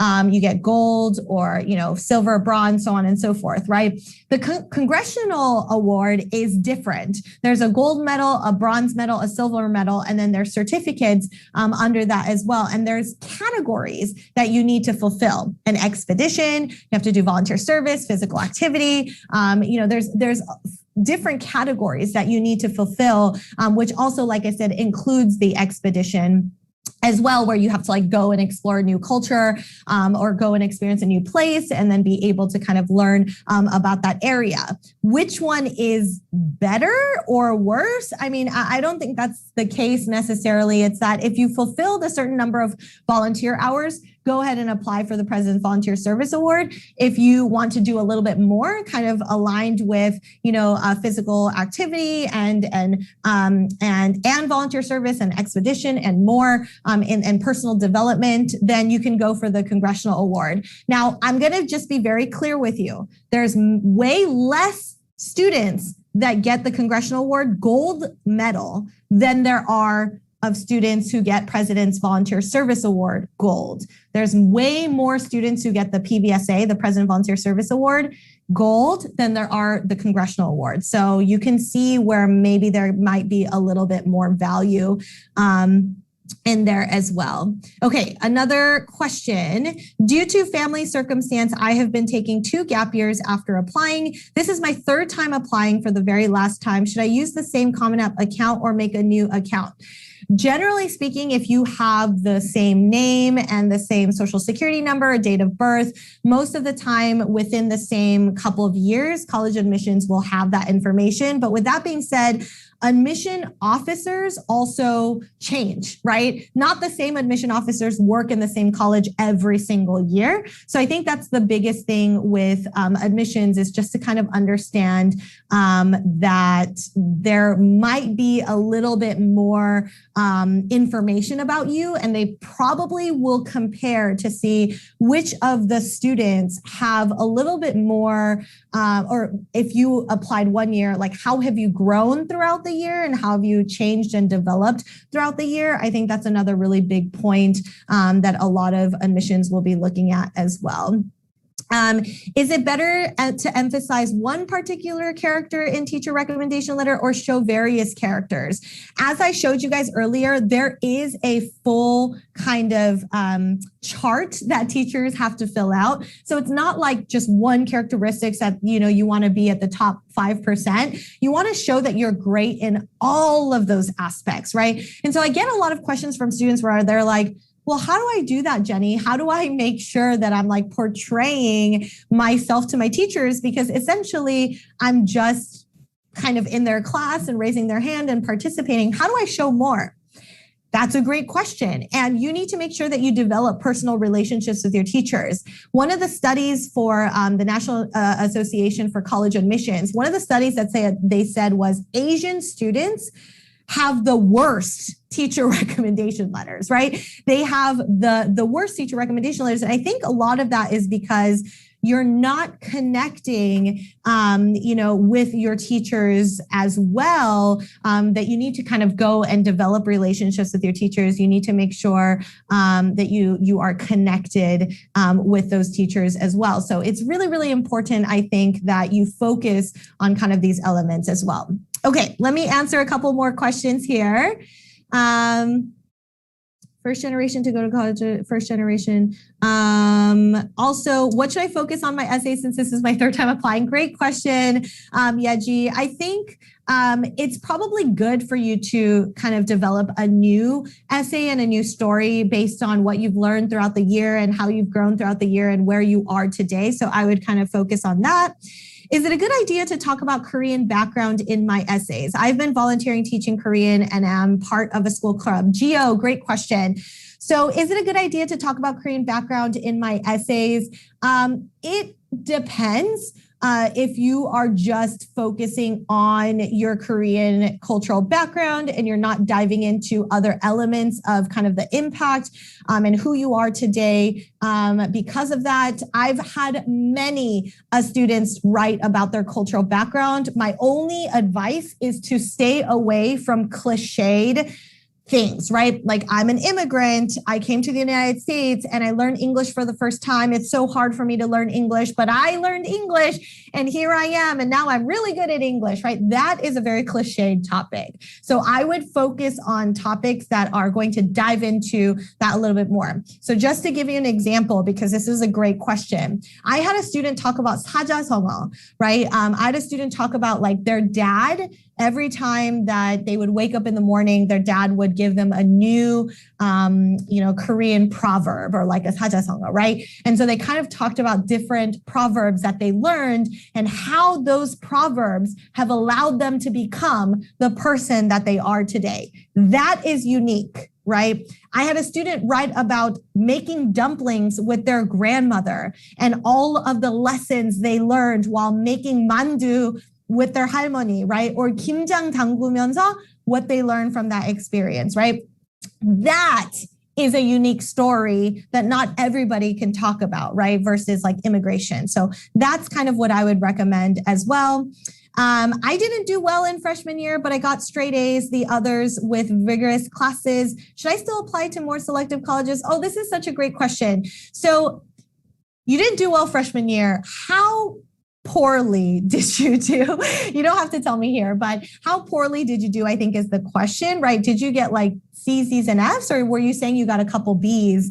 As I mentioned earlier, colleges are going to see that upward trend, right? How you did your freshman year, did you do better your sophomore year, your junior year, and your senior year? They're going to look at that upward trend. So I wouldn't totally knock out selective colleges from your list. Still, I would still make sure that you focus and try to highlight other elements of yourself, but I have many students who have gotten B's and even one C on in their freshman year, and then ended with straight A's and still got into top elite colleges. So don't give up hope just yet. But I would say still apply. You know, I feel like college admissions is, you have one chance, right? One time where you're applying to colleges. Do the best you can, and apply to some of the colleges that might be your dream as well. And can we put non-academic awards in the honors award section? Great question, Angela. The Common Application Award honors and awards section says that they only want academic awards in there. So no music, no art, any of those things. It would just be academic awards, the 5, okay? But in the extracurricular activities section, you can highlight the awards that you received for some of your activities. Like, for example, maybe you're in a volunteer organization like Key Club, and you got 100 hours. You got 100 hours of volunteer service from Key Club, and that got you the Gold President's Volunteer Service Award. You can highlight that under your Key Club as an award that you received as well. Great questions coming in. I still have a couple more minutes until we do the lottery, so I wanted to answer as much as we can. If you don't know what to major in, if you don't know what you want to major in, is going undeclared more disadvantageous than those who have majors? Great question. Undecided is the most popular major among students and applicants across the nation. And so if you're competing against students who are competitive and they're also going undecided, you have more applicants that you're going to be competing against. Now, with that being said, one of the things I want to mention is if you go undecided, there has to be a good reason that you're going undecided, in that your activities show a very wide range of activities, okay? And in your essays where they ask, what do you want to major in? Why did you choose undecided? You have a very good structured essay as to why you want to go undecided and your passions for the diverse, majors that are out there. So it's really important to kind of hit that point as well.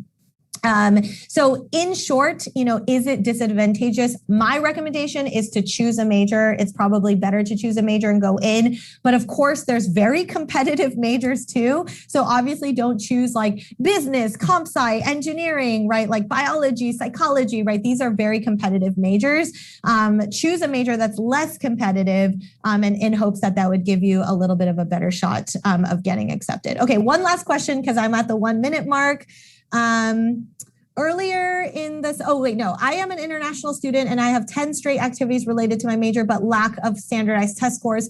How can I make myself more outstanding than others? Great question. I think that's probably going to come in your essays and the description of your activities, as well as your recommendation letter. So from this point on, I would make sure that you're really focused on that element, and making sure your extracurricular activities are also standing out in comparison to other students and applicants, right? When you're writing about your extracurricular activities, make sure those descriptions stand out as well. So even if you don't have the best test scores, they're like, wow, this student has really great activities. And that is a great reason for them to choose them. So that is it for my time. I will be right on the chat as well, and I'll answer any of your guys' questions that you have. Hopefully this was really helpful. I'll be transitioning back into host mode shortly, but let's go into our lottery. Admission Masters is offering 1 hour free consultation. You can bring your resume, you can bring whatever you want, and we will help you plan out your high school journey. We are offering 1 free hour. So let's go ahead and dive in to the lottery. Let's see who's we're going to choose here.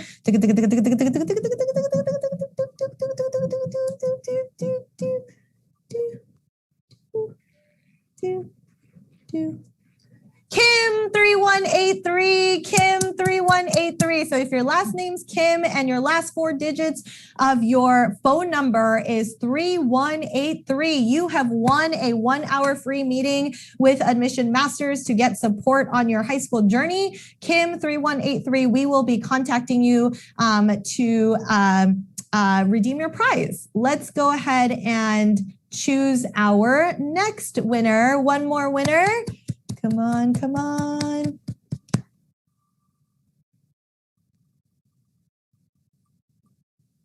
Kim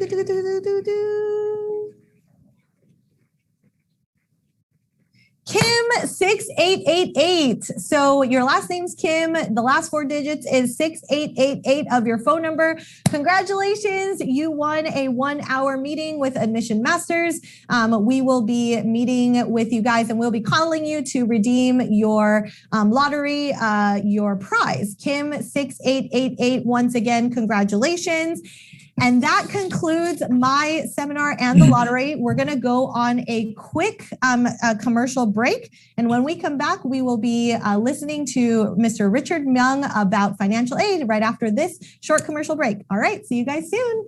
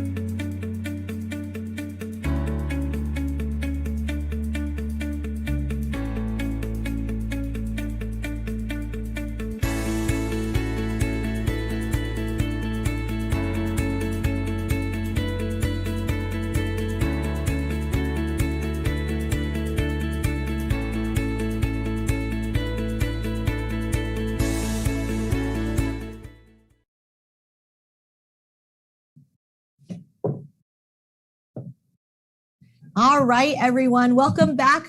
I went through a transformation again. Jenny Wheatley here as a host now. I'm going to go ahead and introduce our next speaker. He is the president and CEO of AGM Institute, the senior college financial aid specialist, a former Wachovia Bank vice president and financial planner, and the college financial aid columnist for over 1,200 columns. He is going to talk to you guys about college financial aid principles and application method. Welcome, Mr. Richard Myung. Hi, good morning, Jenny. Thank you for your presentation. It was very impressive. Today's topic I'm going to discuss is about college financial aid basics. And especially, it may take even all night through if you want to really go for detail the situation of each families. First of all, the college financial aid are composed of key factors you need to really get focused on and also to maximize it. And there will be a paradigm shift needed. Is a very important thing. Most of the people, they think about how they can just submit the application. And the application submission will not be the end of the college financial aid. That is based on just the beginning stage. And also, second thing is we must understand college financial aid formula. There are 3 different kinds of formulas applied to each school. Each school has a different unique evaluation formula based on their college financial aid database. There are going to be 3 different formulas like of federal formula, federal methodologies, or institutional methodologies, or consensus methodologies. So also college financial aid plan would be we need to plan it in advance because they apply for income about prior year of the college registration year.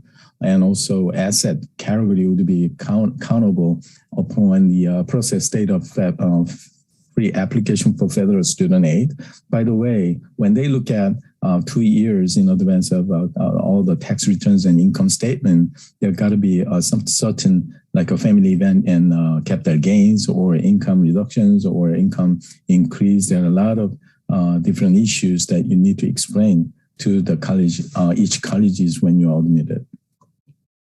Also, college application requirements are a very important thing. Each college has the various requirements, such as a FAFSA CSS profile, IDOC system submission, income verification, expense verification, and all other things. And also, financial aid award must be reviewed each yearly basis. And even we can actually apply for a strategic planning, especially when we select the colleges, especially for maximizing college financial aid award by have them to compete each other. But first of all, I'd like to address the issue that never give up. Even though you miss college financial aid application deadlines, that would be okay. And we can do all our best to maximize college financial aid.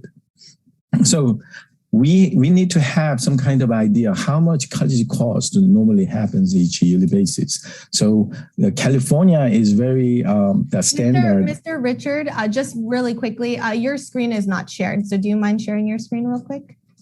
Oh, okay. Sorry for that. Perfect. Do you perfect. see? Okay. Then I want to show the last screen that we discussed about. And also college costs, according to West Coast, or the most of the universities in West Coast, and also the central area. And you could see the in-state college cost and also out-of-state cost of attendance. What is the cost of attendance? Which includes tuition, room and board, books, transportation, fees, and personal expenses. So totally entire cost of attendance for each colleges could be different. And one of the most concerned is the inflation ratio. And college cost tuition rate is rising at least 2 times much faster than CPI index rate. And yesterday it was about more than 7% in the entire US. This is the Eastern Shore, especially state of Georgia. They have a very least amount of college costs, but actually I put Georgia, Atlanta, also Alabama and North Carolina, even East Coast, University of Virginia too. So you could see the huge differences in between in-state and out-of-state tuition ratio. But private university is always high, like all the dream schools, the student is doing all their best for their college entrance. You could see that almost nearby $80,000 or more each yearly basis. Now, by the way, we have a great hope that actually U.S. government has a school system and giving enough college financial aid award as long as you choose the right colleges, so that actually you could go to private university with a less cost than the state university as well. So what is college financial aid composed of? And there are 2 types of college financial aid in categories, such as merit-based aid and need-based aid. What is merit-based aid? You know that like athletic persons or scholastic, the achievement students, like personal talents are categorized. And also each school, they're competing each other to have the students to be enrolled for their preferred students, so that each college has a relative scholarship awards. Those are in the category of merit-based financial aid. But we are talking about need-based financial aid because it is based on both student and parents' income, asset, and number of students and household size, along with business networks. So the relationship between merit-based and need-based are actually need-based is the magnification of merit-based aid. Because once you receive the merit basis, and actually school is going to deduct those merit basis amount from your gifted award, such as grant or scholarship, from their need basis calculation. Need-based financial aid eligibility is very important thing. And basically, they look at students' status, not parents' status. Student must be the immigration status, at least a permanent resident or U.S. student, a U.S. citizen, and their GPA level should be more than 2.0 out of 4.0 scale. So as you know that it is really hard to get lower than 2.0, and also which means Uncle Sam, U.S. government is more than happy to support everybody when you actually set up your goal to extend your study in college. So drug-free record is preferred unless you use all the drugs, and you will be forgiven by petitions. International students, of course, is rare exceptional cases, but international student financial aid awarding schools are more than 72 schools out there. and based on different criteria and evaluation point. And also, even undocumented student or DACA students, they are awarded, especially up to in between $28,000 to $32,000 in the state of California, but it depends on the state. State has a different regulations, and some states, they don't even give in-state tuition rate as well. This table shows college financial aid process and procedure, actually timeline. So everybody is looking for the college financial aid application submission for the next year, and financial aid application starts with opens from October the 1st. So FAFSA filing is open at October 1st, and also CSA profiling will be started October 1st. Deadline is very important thing. There are several different deadline types. Federal deadline is normally June the 30th next year. State deadline is based on which state the school is located. Usually the regular deadline and also all the action deadlines are different. However, school has a priority deadline for regular registration student, regular applicants, or versus early action, early decision. Usually early action, early decisions are done by the end of October the 30th or the first week of November. So you must really meet those deadlines so that you could be, you don't miss your opportunity for the college financial aid from the school side. Some schools could give you and more than $30,000 or $50,000 grant each yearly basis.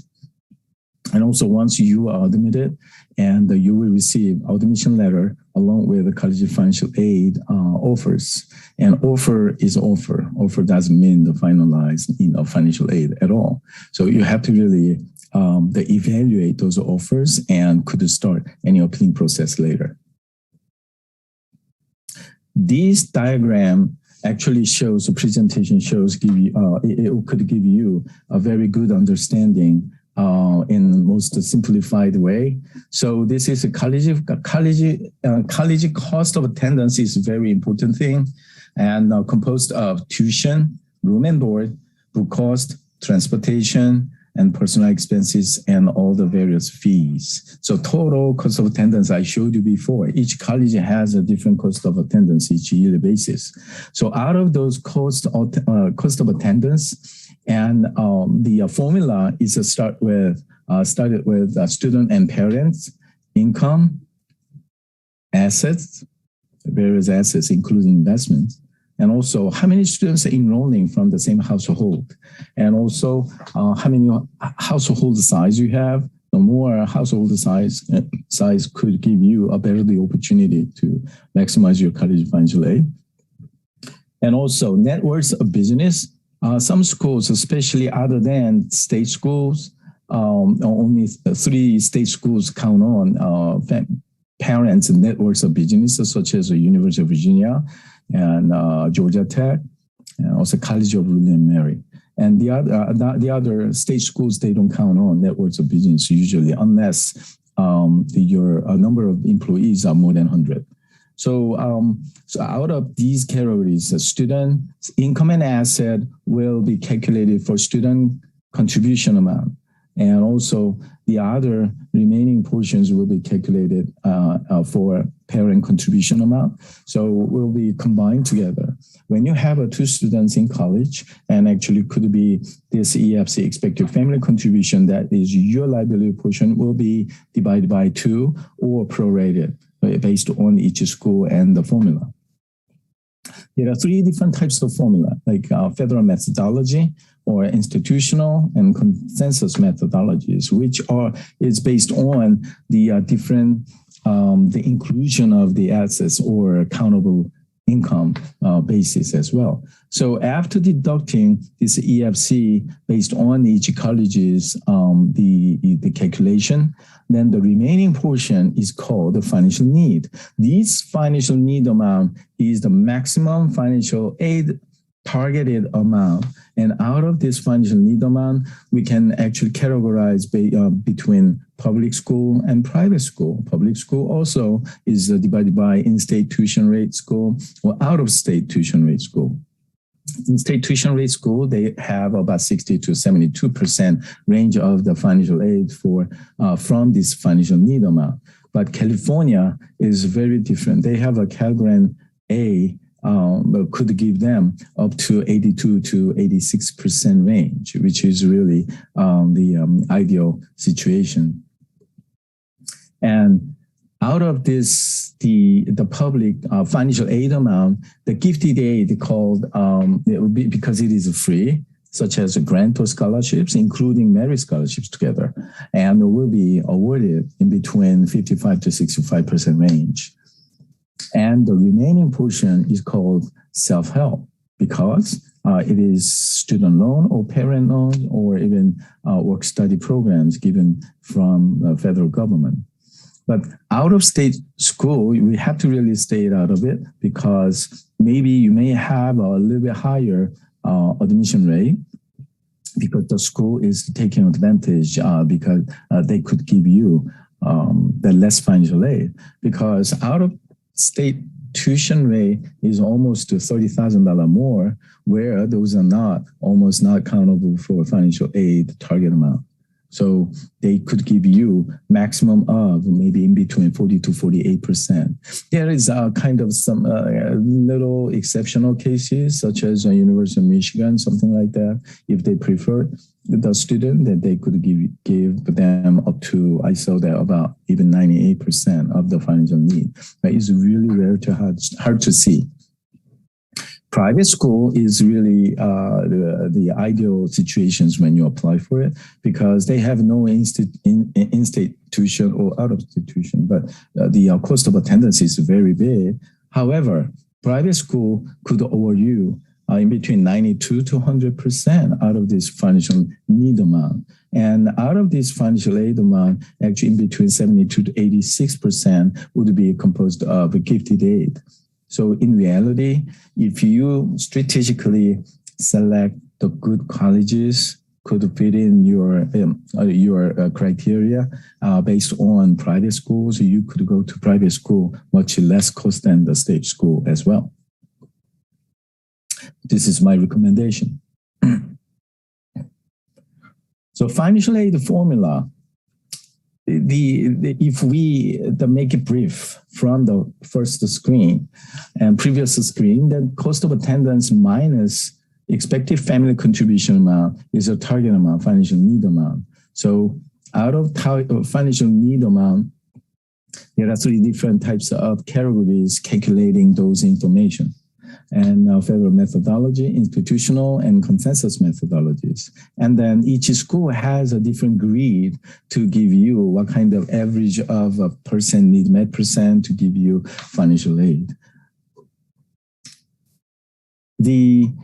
As an example, before we go move to this section, such as Georgetown University's total cost of attendance this year is about $82,000. If the student's EFC, expected family contribution amount, was $10,000, so $72,000 is a targeted amount, and Georgetown gives the award up to 100% of that amount.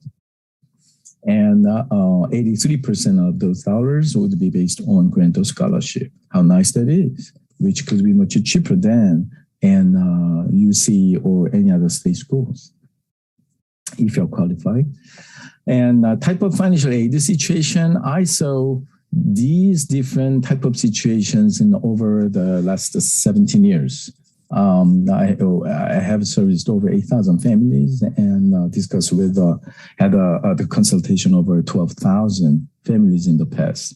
And income sources are based on U.S. income tax filing only or foreign income tax filing only, U.S. and foreign income, like a separate filings, mother and father separate filings, or U.S. and foreign income tax, both filing situation, or no income tax filing situations as well. And by immigrant status, all families are U.S. citizen or permanent residents, or student is only U.S. citizen or permanent resident. but one of both parents are foreigners or something like that. Or all family members are foreigners. So it depends on how you utilize it. So there are so many different combinations and regulations and that could be applied to calculate your college financial aid. But most of people, they stay with only the application stage. So, I just applied and I completed my application, so school will take care of me. Then good luck. So financial aid formula, we must truly understand the differences. Like there are certain, under the federal law, year 2020 and 21, and asset protection allowance tables apply. So where jointly filing cases, this is for parents. And also single parent is filing tax returns based on who is the eldest person's, their age. So if you see the parents, the eldest person, age is 48 and could be 6,000. 6,000 is exempt from your total combination of the asset categories. And if they have about 34,501 or more income sources, and actually about 5.64% of EFC has been calculated from asset categories. So 2021 has been slightly increased, about $600, but they're also income level. The 35,000 or 101 or more has been applied. So each yearly basis, this calculation of formula is changed, but the most important influence is from the school. Even though the federal formula gives you this type of ideas, but if they calculate additional EFC by the schools, and actually you will be awarded, under-awarded or mis-awarded situation. So you must know about college financial aid factors, eligibility, types, requirements, procedures, and deadlines, formula, college data, how much average financial aid percentage are awarded for each person, and regulations as well. So college financial aid, important factors, we also need to understand. Important factors are based on the application. How do they calculate and evaluate your financial aid amount? Based on the application. And also various deadlines also is a very important thing I previously discussed about. Application process of preparation, evaluation, process appealing, finalization is all important factors. Requirements for financial aid. These are the applications and verification process. FAFSA, free application for federal student aid. I mean, every schools are requiring this FAFSA, very simple. But make sure that you have to really watch over whether or not you are going to submit it based on IRS DLT method, like a direct transfer or manually input. Some people, they have to really stay away from the direct transfer because it will incredibly highly calculate EFC based on the family situation. And CSS profile is normally required by the private schools because they have not enough information to evaluate, to calculate their financial aid amount based on FAFSA information. FAFSA is composed of only about 106 questionnaire. So they don't even ask, what kind of your home equity value you have, because they don't count on. And also they don't even ask your parents' business value or something like that. But CSS profile is composed of over 160 questionnaires, and also it is very detailed. And the IDOC system is an institutional documentation service system, which is a verification process. And instead of sending all the verifiable data and documents directly to the school, you have to really hand in an IDOC system if the school is registered in IDOC. And institutional financial aid application, some good schools, they require additional their own formula, own form. And you have to really keep their deadline as well. And also all submitted data will be verifiable. So they will ask you to submit all income verifications and expense verifications. There are some problems, the people could have where they have more expenses than their income. How could you explain?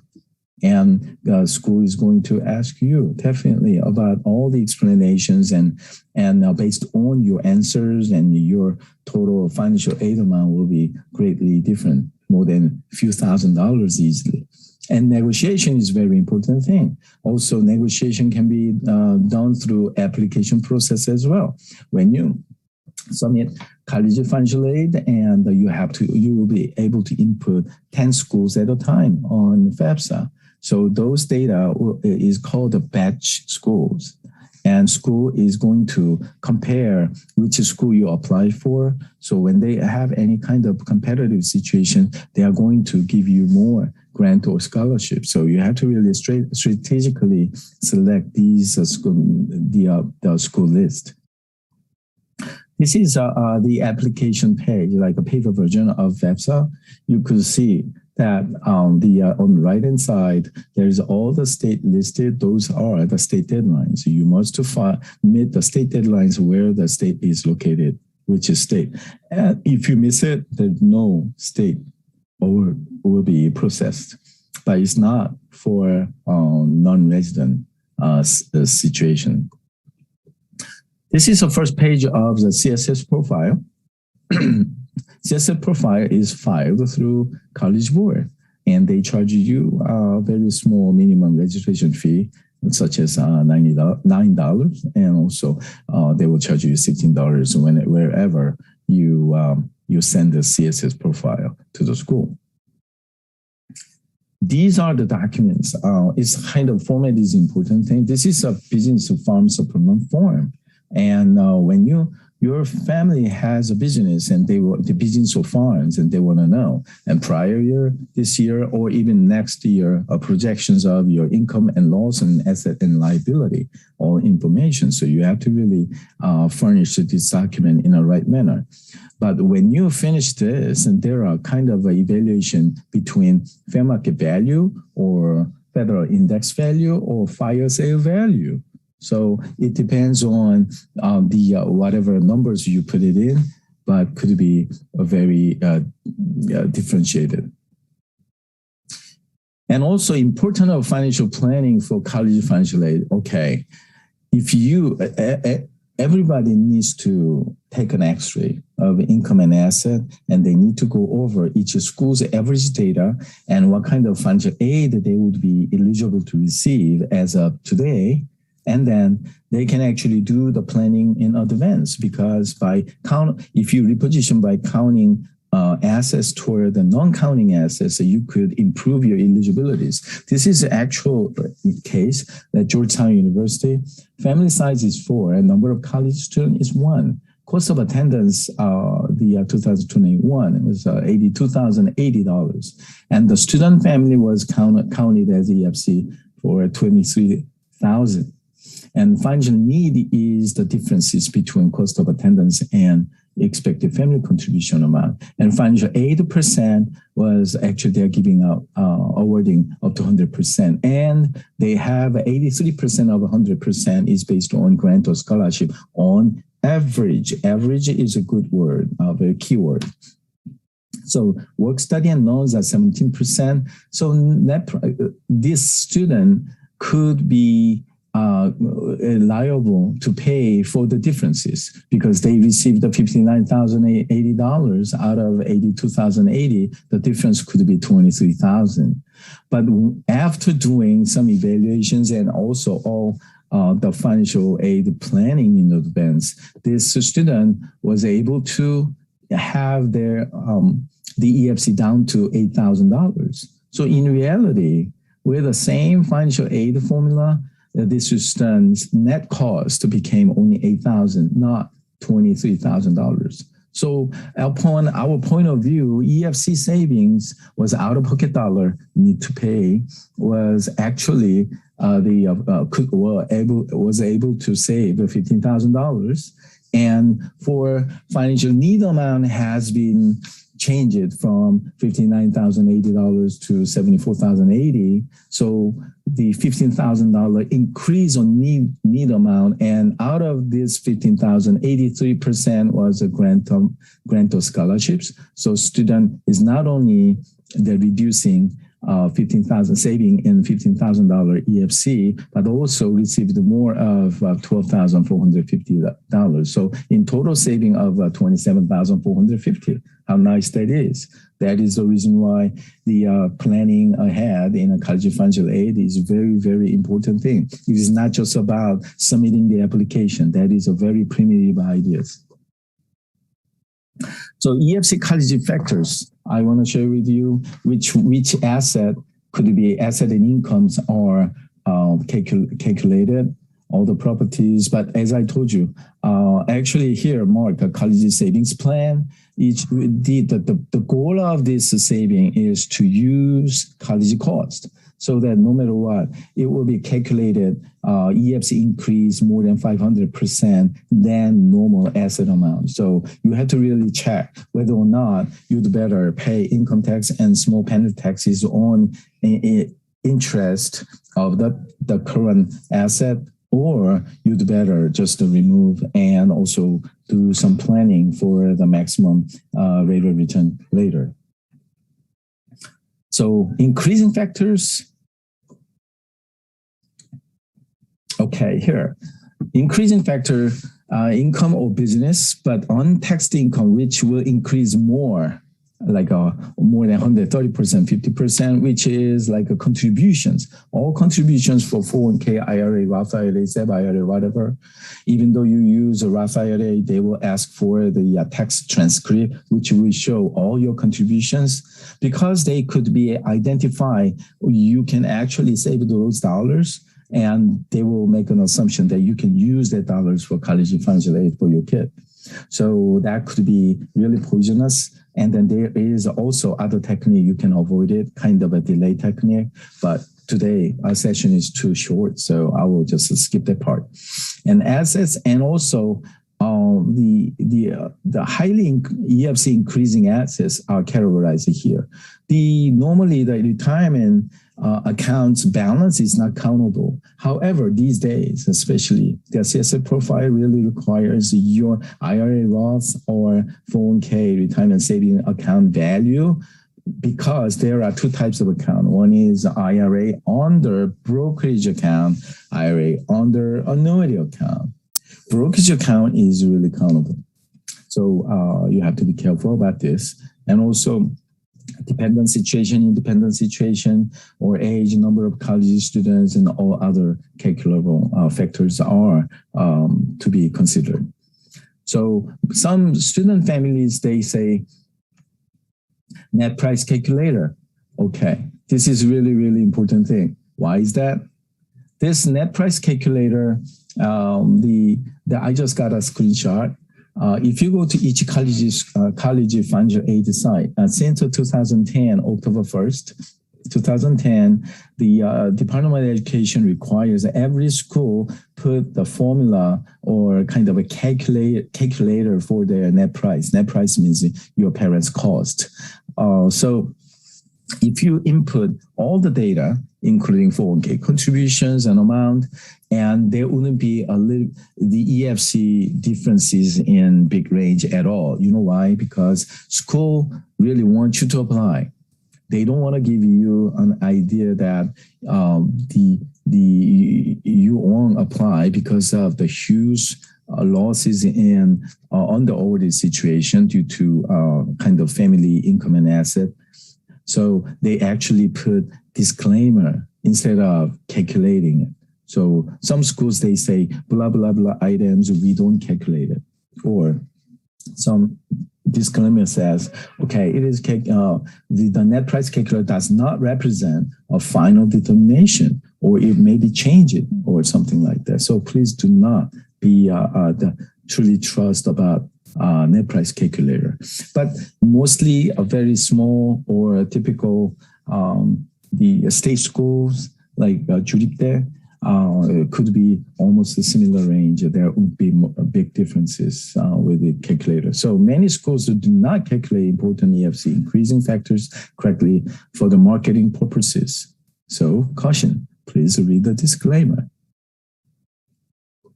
Okay. So this is the two from last pages, second last page of FAFSA, and there are a list of investment include, investment also include, which will seriously increase all the EFC values. But there is also some kind of disclaimer that actually there are some categories that do not include. So you can actually make focus on and read it over. So you will know, you have a very basic ideas on how you can do it.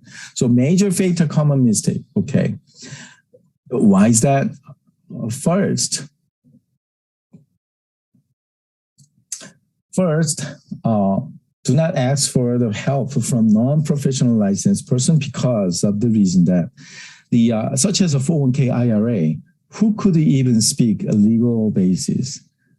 Without any licenses of that state is illegal, and they don't have any ideas of how they can save taxes, or how they can apply those factors toward the EFC increase whatsoever.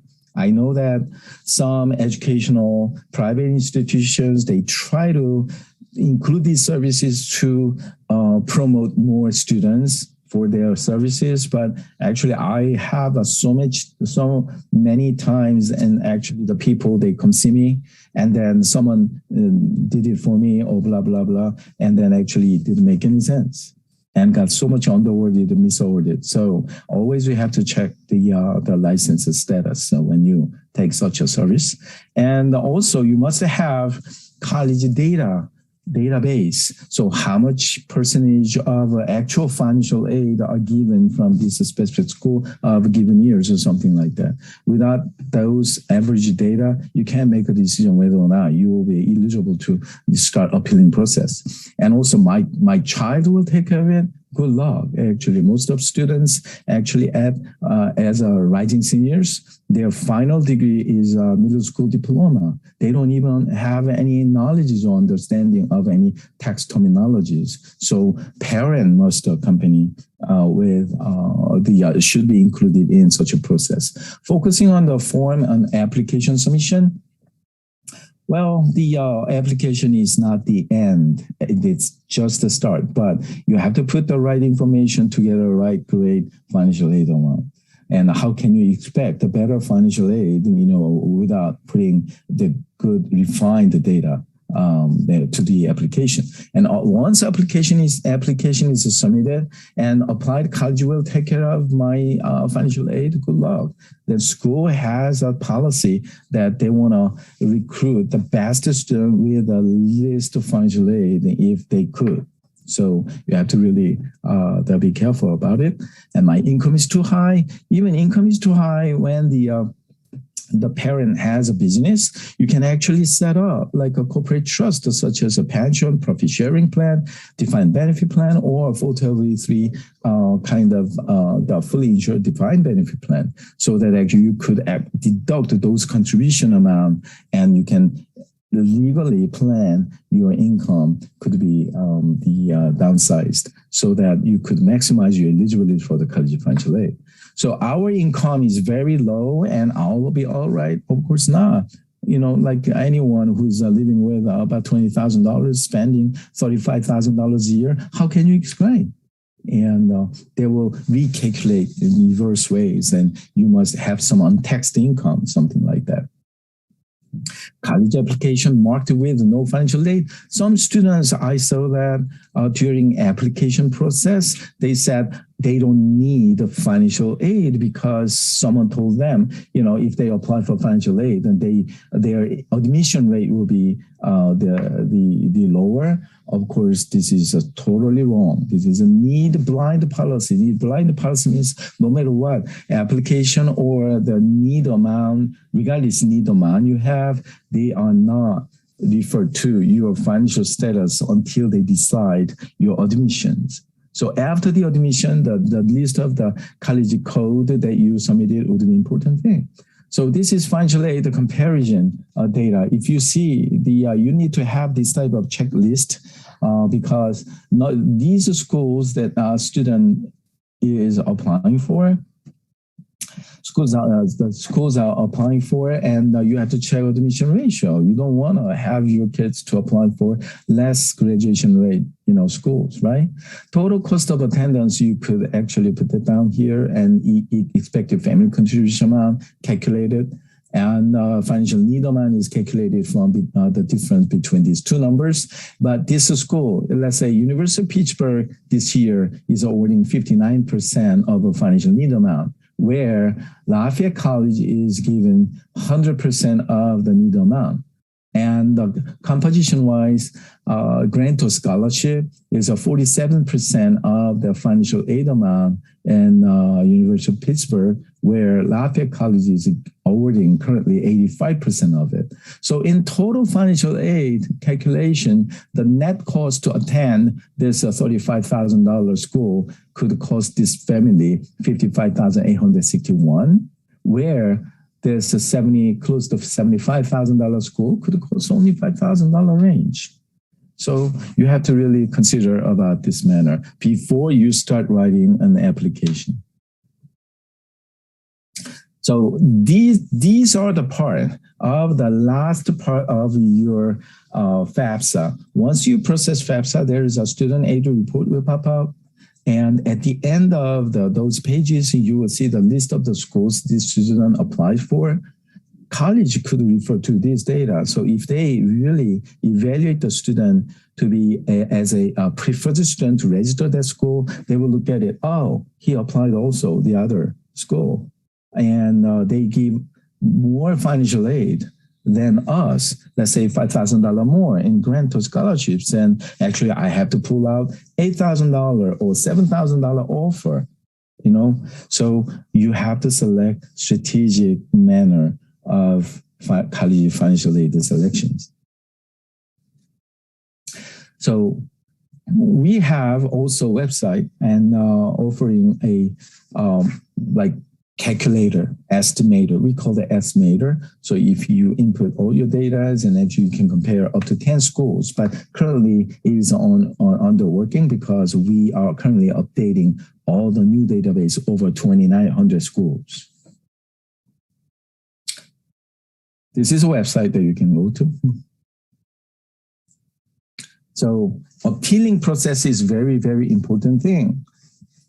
This is kind of example. It's not necessary to be updated. And this is an under-awarded situation. Student apply for Boston College and receives $35,500. But they figured it out that actually they were under-awarded $10,000 less than school's average, which is on grant, like the college, the financial aid, the grant size, need basis grant. So after 3 times appeal, and got $10,000 back. And also the other side is another school, Boston College. This is a misawarded situation. So actually a student got $12,320 in financial aid, and after a series of appealings and got $7,675 more additional grant. So these are the self-evaluation tasks. Maybe you can take a picture of it, or you can send us an email. So I can send you email by in Korean or English. So if you just read it over, if you miss even one question, could cost you $3,000 to $5,000 in less for your college financial aid, because you need to understand correctly and you need to go through this evaluation process as well. I like this picture, and it's time to shift to your old paradigm. How many people they think, oh, well, financial aid application, I can speak in English, so it is not a big deal. Then why do we see a lot of homeless people where they could speak in English really well in downtown?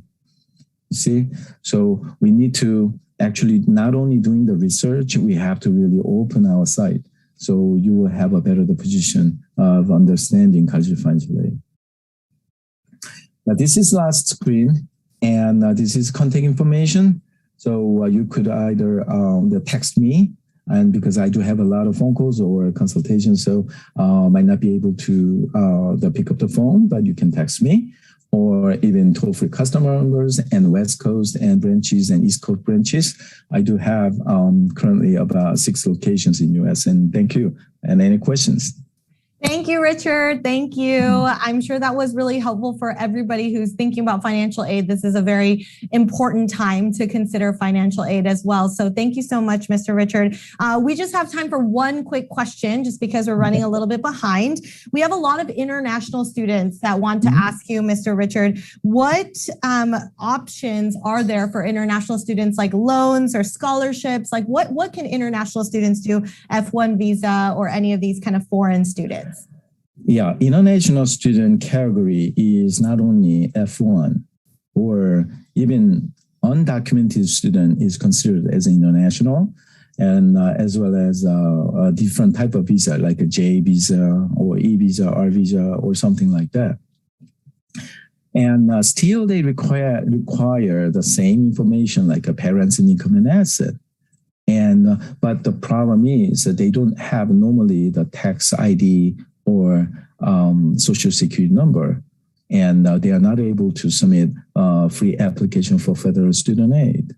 So they have to select those schools could award them out of 172 schools, which are mostly private schools, very well and old history, very good financial aid awarding schools, including Ivies. They normally pick select in between 150 to 250 student yearly basis each school. So when they do it, they have to be really careful where in most of cases as a normal financial aid situation for eligible students, such as green card holders or U.S. citizen, and for college admissions is the need blind policies.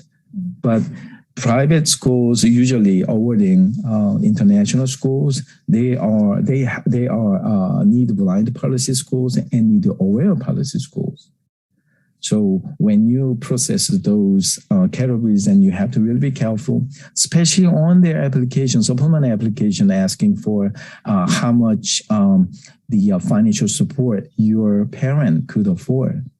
And this is not only them, for residents as well. If you put down the number, then they're not going to give that number, that amount at all, because you are eligible to actually could be responsible to cover those costs, right?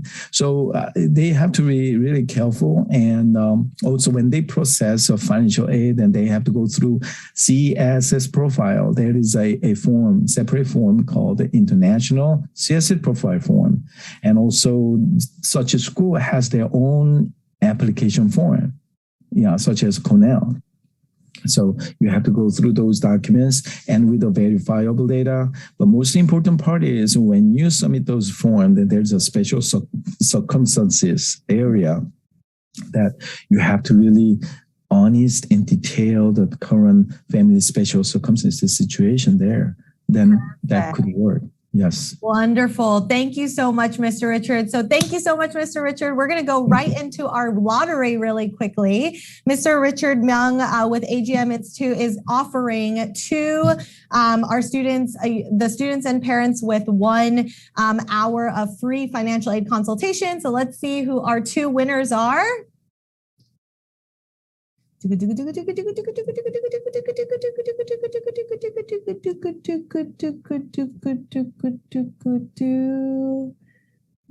see. Our first winner is Kim9167. Kim9167. And we're going to go ahead and pick the next one right away. Kim9167. You guys won the first 1 hour free consultation with Mr. Richard's organization, AGM.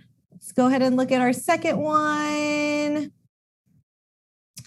Lee7179, Lee7179, last 4 digits of your phone number. And we will be contacting you to redeem your prize. We are going to go right into a quick commercial break. And when we come back, we'll be hearing from Boston Education.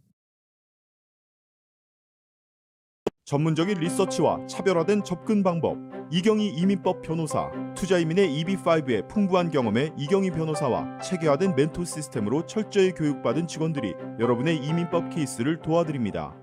이경희 변호사 사무실은 한 번 맡은 케이스는 끝까지 책임집니다. 항상 세밀하고 정확한 일처리로 고객분을 성심껏 도와드리겠습니다.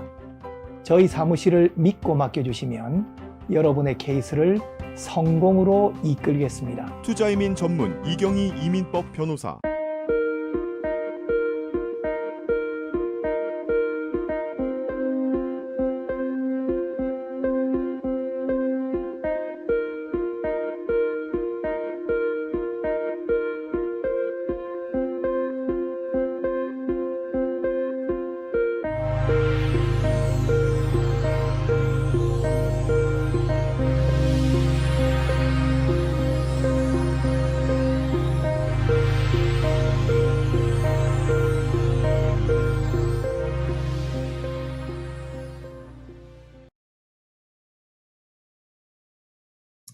All right, everybody, welcome back. We only have 2 speakers left. I can't believe it.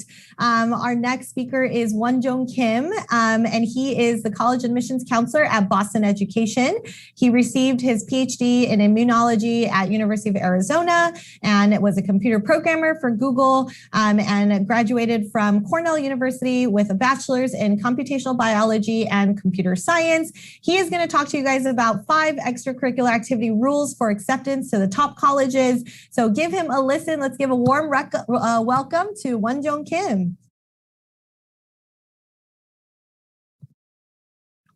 All right, 안녕하세요. Hi, everybody. My name is Wonjong, and I am from Boston Education. Today, I'm going to talk to you about something really important, extracurricular activities, 교과 외 활동, 그리고 5가지의 법칙, so 5 rules to get into top universities. But before I start, I want you to imagine something. I want you to imagine something happy. You apply.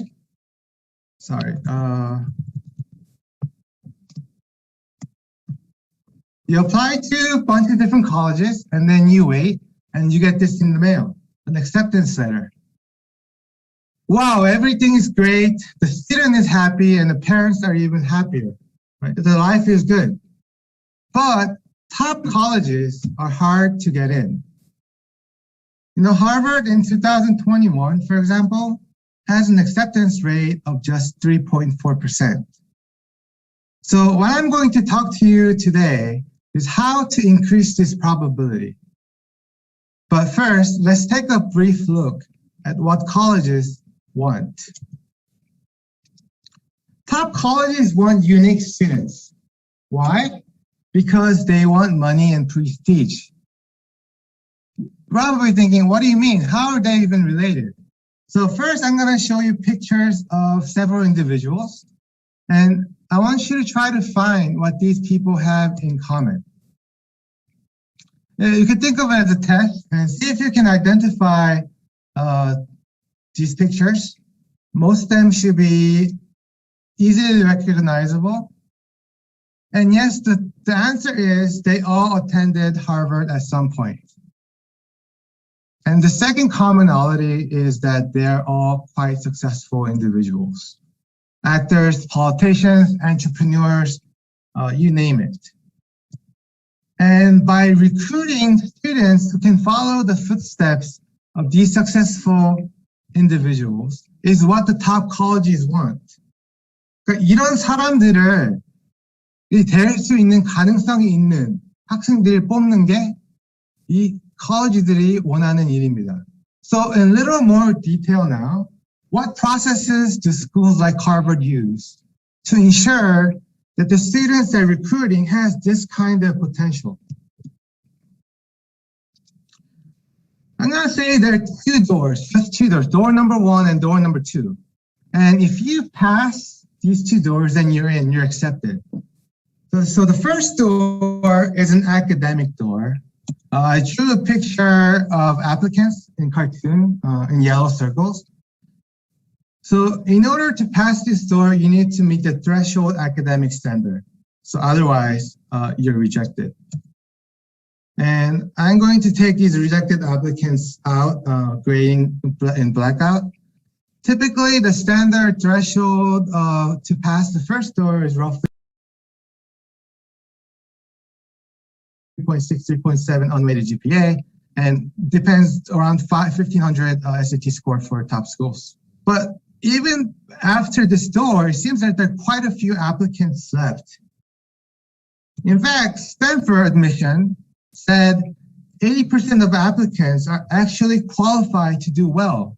This means that good GPA and good SAT scores aren't just enough to get into top schools. So it seems that door one is actually not that bad.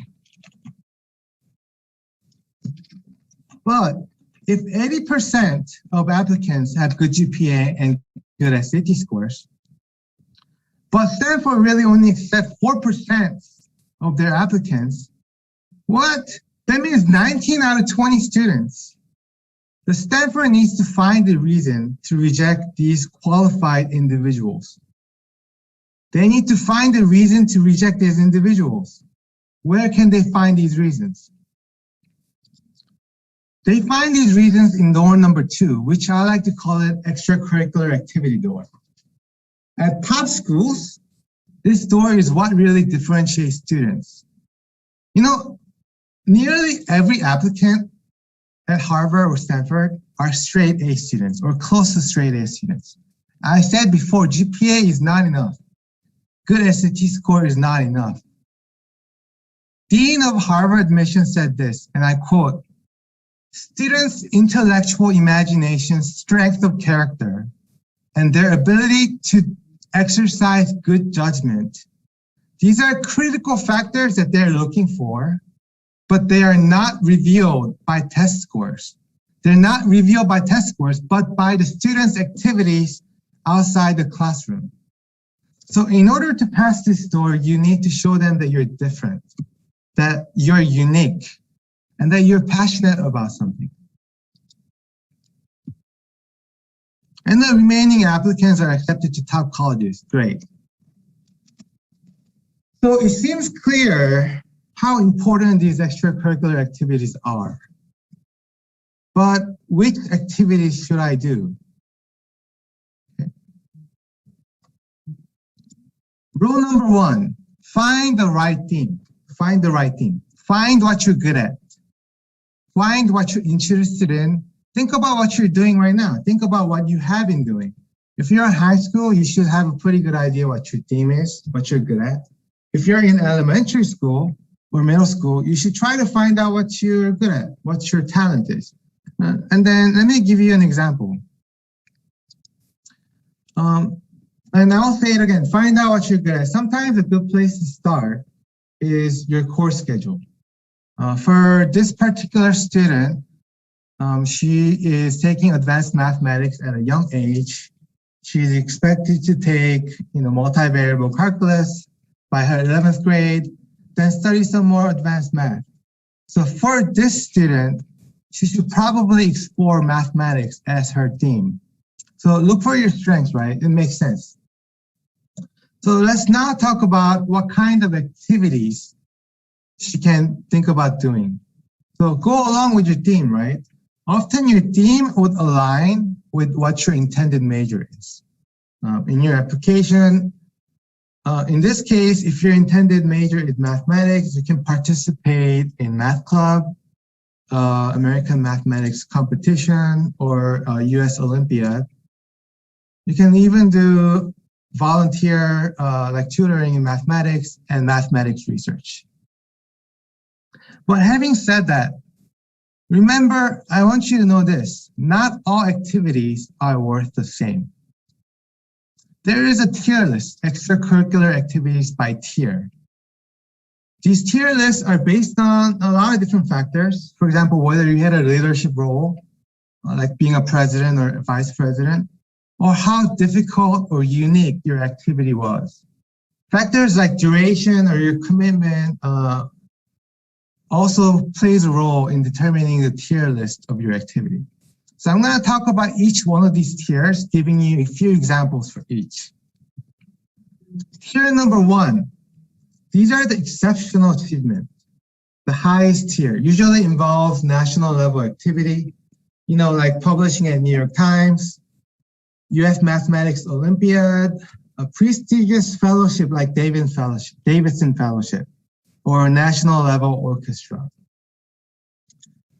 These are the top tier. And tier number 2 is also impressive achievement, but usually occurs at a state level. State level competitions, being a president of a reputable school club, playing for a varsity sports team that competes at a state level, first chair at acclaimed regional orchestra also fits this category. And then going down the tier to the lower tier, tier 3 is a worthy accomplishment.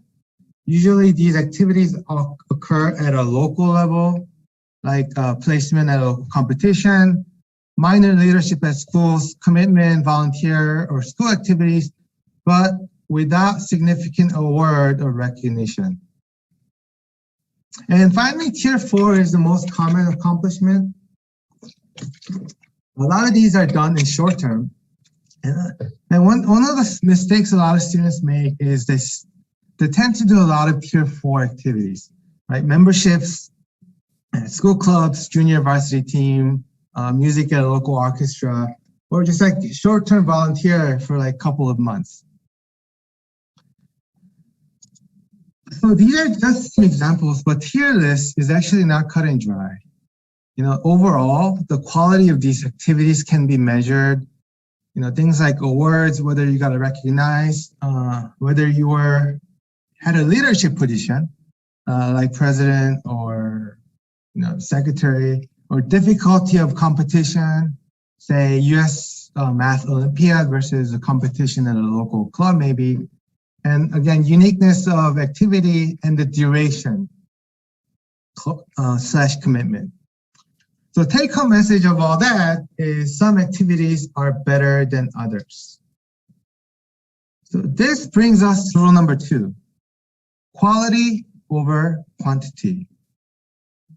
액티비티의 양보다는 질에 중점을 가져라.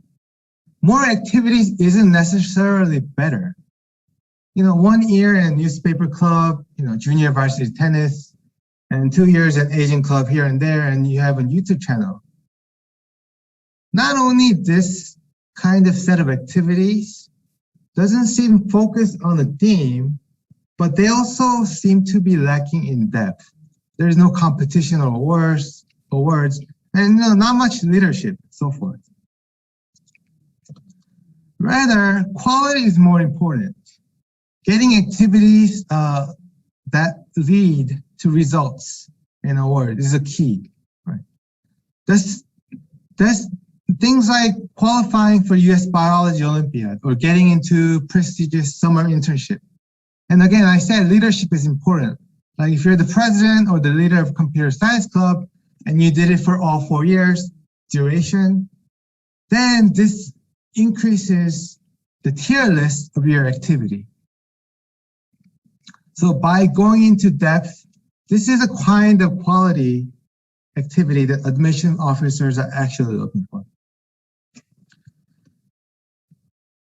Okay, and then there is this question. Everybody asks this question. They want to know, how many activities do I need? And honestly, it really depends on a lot of different factors. But according to our students who got into top schools in the past 3 years, on average, these students had roughly 10 different activities. And for tier 1 and tier 2 activities, they had about 1 to 2 of tier 1 and 1 to 2 of tier 2. So great.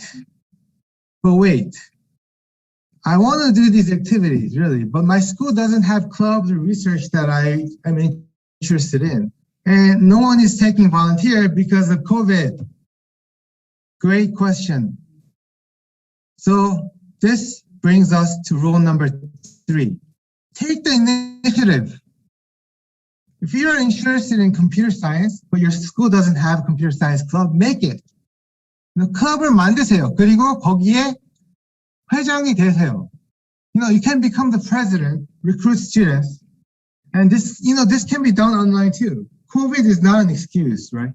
So after you enter competitions, and maybe you can win some competition, then this will upgrade your tier list too.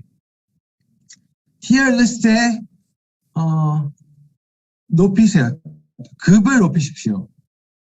You can also contact professors, congressmen, and companies or city councils.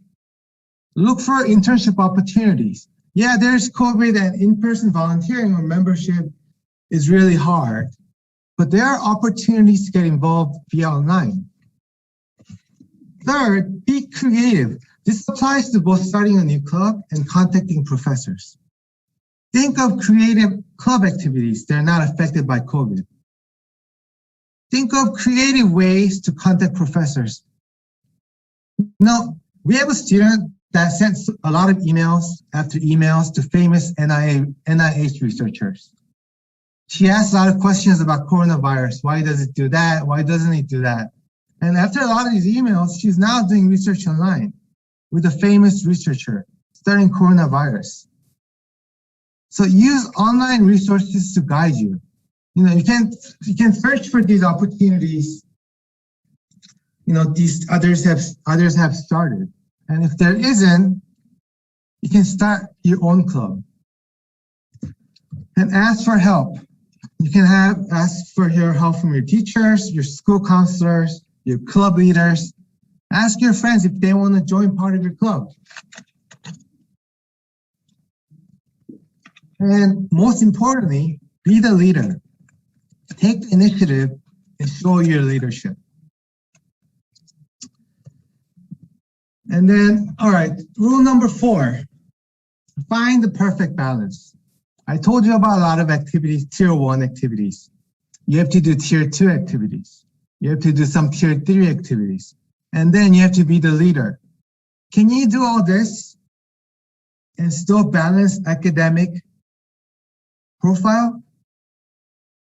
And it will require a lot of time.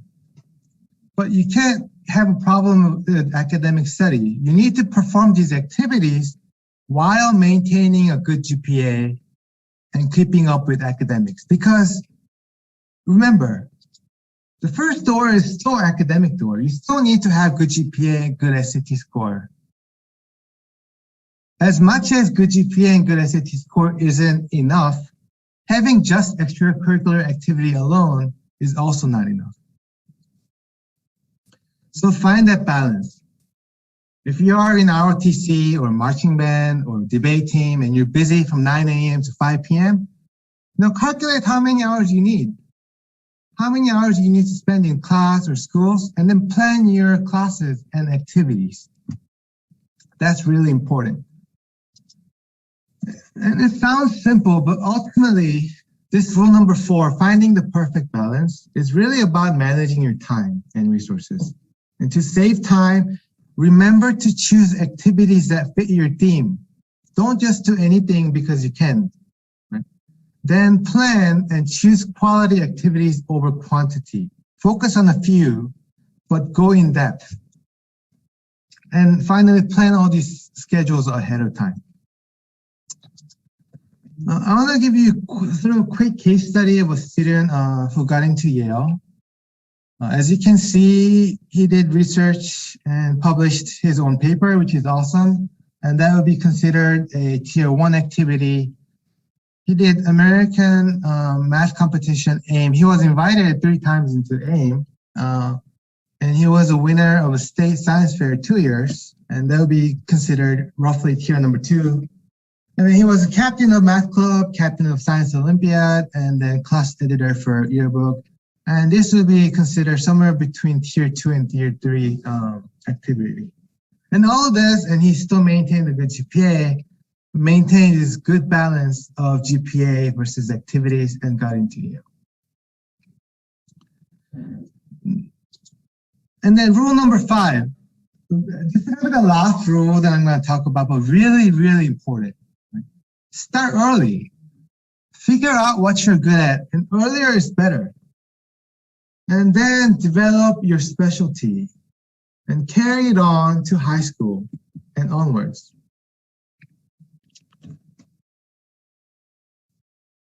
And by starting early, you have much higher chance to be really good at something. It could be math competition or skills, violin or public speaking, anything. Starting early lets you complete, activities at higher level, at a national level. And this would increase your tier list as well. And use this talent to participate in activities and competitions. Remember to do these activities that appropriately themed, quality activities, and then spread out activities based on activity profile distribution. What is activity profile distribution? Largely, we consider that there are 3 different types of activity profiles: depth profile, breadth profile, and contrast profile. Depth is when you target a very specific area of activity. Remember, we are trying to still do tier 1 and tier 2 activities. In this profile, all these activities are focused on a very specific theme. This makes sense if your theme is hard science or pure mathematics. So if you're doing mathematics and participating in math competition like Olympiad, you're the president of math club and doing math research, all focused on math. It makes a strong case that you're likely to succeed in the field by focusing everything in one specific type. And then the second type of profile is the breadth profile. Breadth profile spreads out some of these activities and usually makes sense if you're going for like a politician or actor or business. Showing your talent in public speaking or expertise, history or social sciences while doing volunteer work, it sort of makes sense for these kind of majors, right? Because you're also contributing to society. So in this breadth profile, you might do like a national debate competition or something like student TED Talk, and then mix it up with the US History Olympiad or being the president or leader of a model UN club. And then you can cover the politics side by working for a city council or a congressman. The last profile is a contrast profile, which is quite interesting and has recently been trending. It's becoming more popular. In this profile, you're basically targeting 2 specific areas. If your intended major is like engineering, like electrical engineering, you can improve your application by, for example, mixing computer science activities with mathematics activities. Computer science side, you can enter like ASCL competition or do internship at an IIT company. And then you can also show your mathematics proficiency by entering into different competition or being a president of math club. Sometimes you can have contrast profile like this. Like if you're really good at math and English, which is usually sometimes rare, as long as your activities belong to high tier quality. And in our experience, it seems that admissions seem to like this kind of profile. Overall, I showed you these 3 profiles, which are sort of tried and tested methods to allocate your activities in a convincing way from a perspective of admission officers. And finally, starting early is really important because it helps with time management. It enables balancing of activities with academic study. So I can't stress enough, start early as possible. Okay, I'm almost close to the end of my talk. And today, most of what I talked about was to help you get past this door number 2, extracurricular door. I told you 5 different rules of extracurricular activities. Find your theme, what you're good at, what you're interested in that aligns you with your major.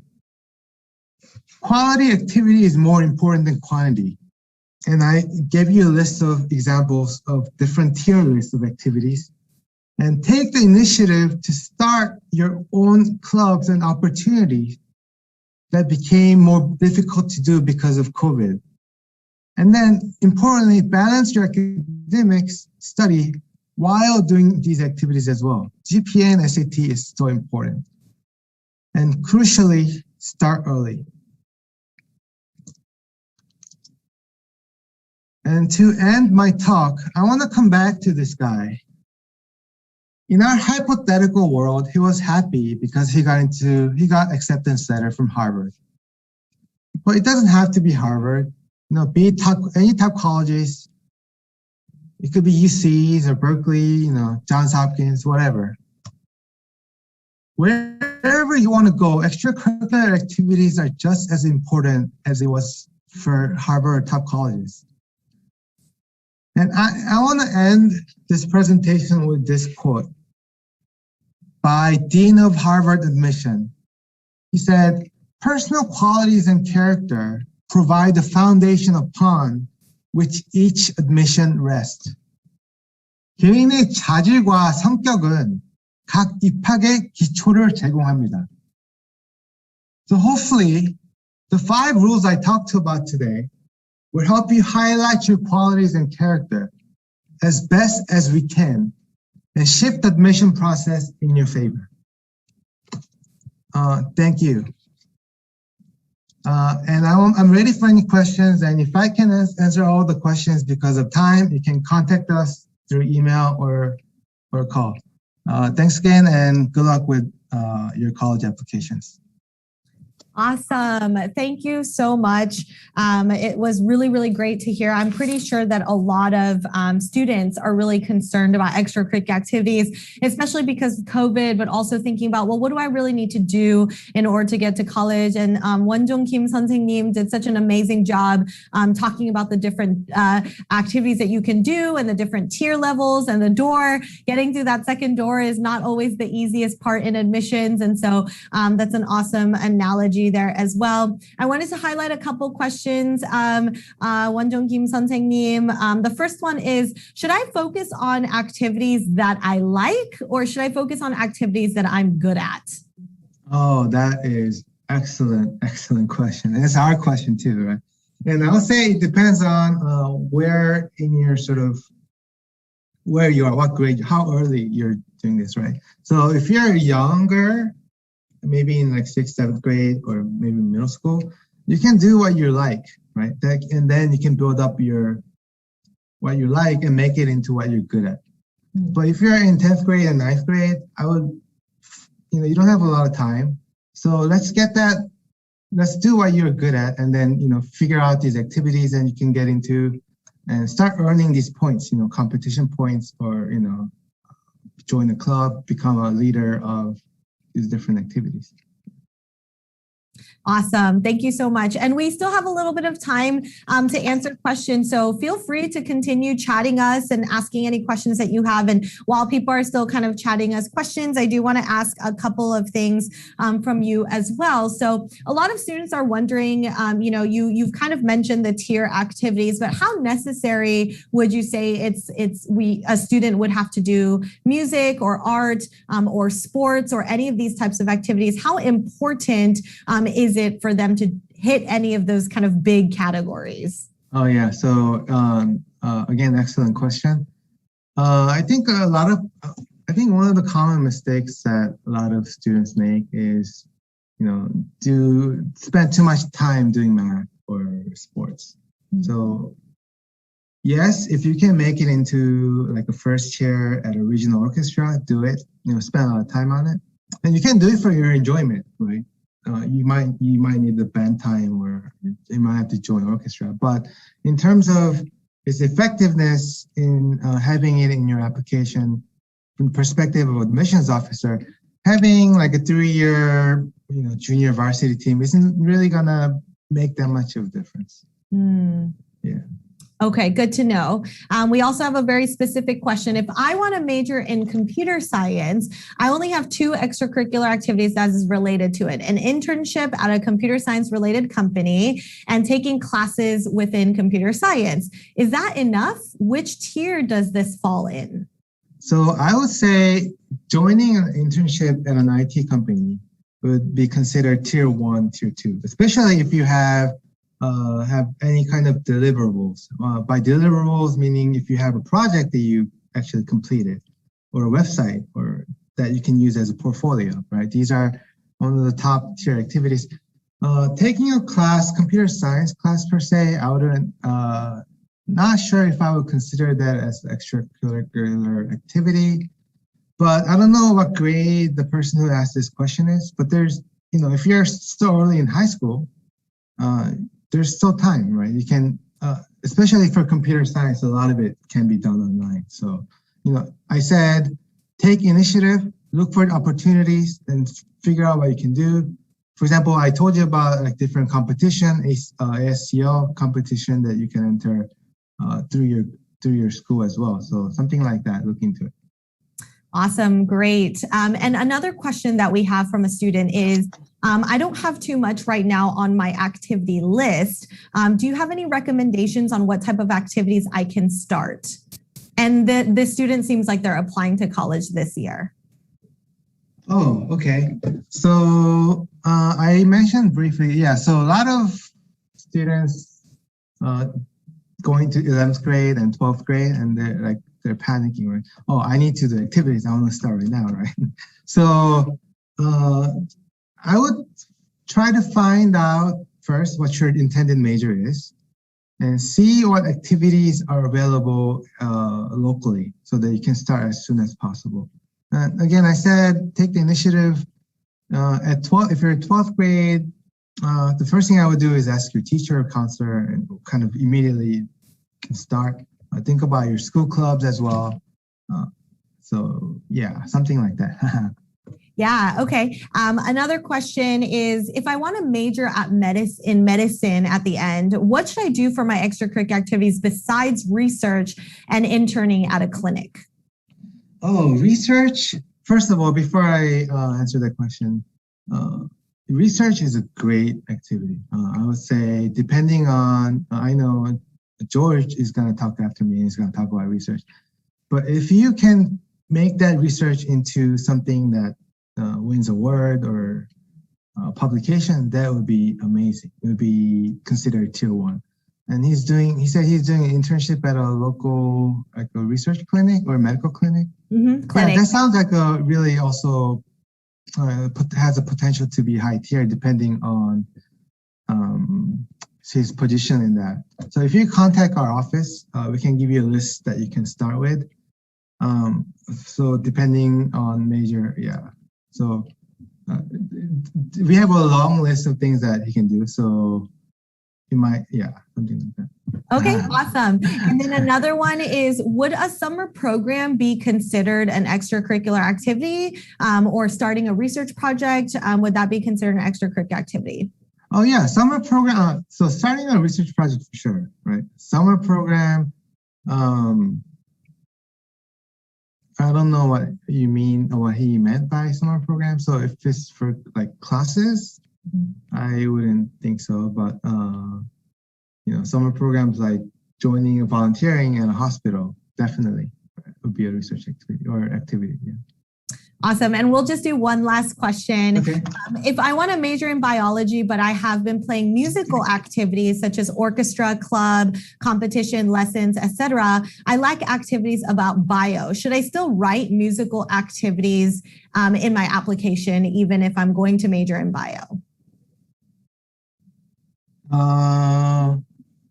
Sorry, I kind of didn't understand the question, Jenny. Can you repeat that question? Yeah, of course. So they said if I want to major in biology, but I've been the students been doing a lot of music related activities, so like orchestra, competition, lessons, and they're wondering if they should be, they lack activities in bio, if they should be writing, musical activities. Oh, okay, I understand. Okay, great question. Great question. So there are 2 ways to go about this. First, if you the one thing is your major doesn't necessarily have to be something that you are best at, right? So if you've done a lot of music, but that's not something that you are interested in pursuing in college, you can apply as a music major first, right? And then get in.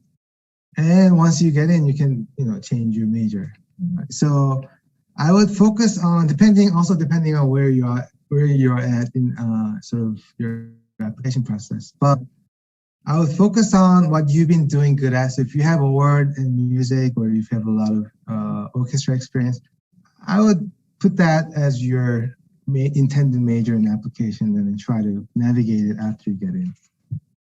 Good. Okay, great question. So it seems like overall with activities, it's really all about intention and passion, as Wonjung 선생님 said, and just kind of starting the process. And he's kind of talked a lot about this in regards to whatever activities you might be doing as well, and making sure that your interests and your majors and what you're good at and your accomplishment absolutely align with that as well. So that was a really, really good point made by Wonjung 선생님 as well. And then just since we have a final minute here, just one last question as well, Wonjung 선생님, if you don't mind. It's okay, yeah, go ahead. And so if, someone was in orchestra or band, how important, if they don't think they can get first chair or they don't think they can become captain or like brass captain or something like that for their marching band, would you still recommend that they continue that activity and still be able to put it on their application? Or would you recommend that they spend their time doing something else? Or what are your thoughts on that? Yeah, so that's a good question too. And I think a lot of students are wondering a similar thing. One of the things that affect the tier list of activities is duration and your commitment, right? So even if you're not the first chair and even if you're much higher, right? And also the answer really also depends on what other options you have, right? If you are not pursuing anything music related and there are other opportunities that aligns with your theme, I would say go for that, right? But if music is your theme and you are still having a hard time, making first share, then I would at least stick to it, Awesome. Thank you so much. Thank you. Thank you so much for your wonderful speech. We're going to go ahead and do our lottery now. So we're going to be choosing two. So Boston Education is offering two students, parents, 1 hour free admissions consultations. So we are going to go ahead and start that lottery right now. We'll see who is going to be winning this time. Let's see.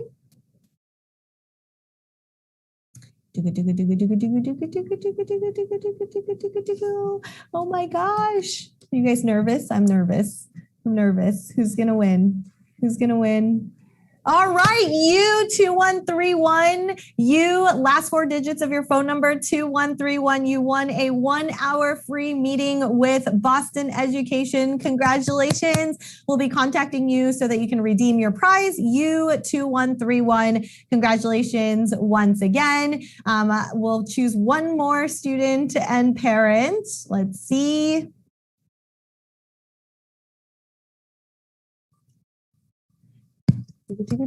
And just so you guys know, we have one more lottery prize and one more speaker coming up. So please stay tuned. You guys still have chances to win. Row 3537, last four digits 3537. You won a 1 hour free consultation with Boston Education to talk about your college admissions process and journey. Row 3537, we will be contacting you so you can redeem your prize. Congratulations to our winners once again. Like I said, stay tuned. Take that quick last bathroom break. We're going to go ahead and come back with our final speaker and our final lottery. So stay tuned right after this commercial break.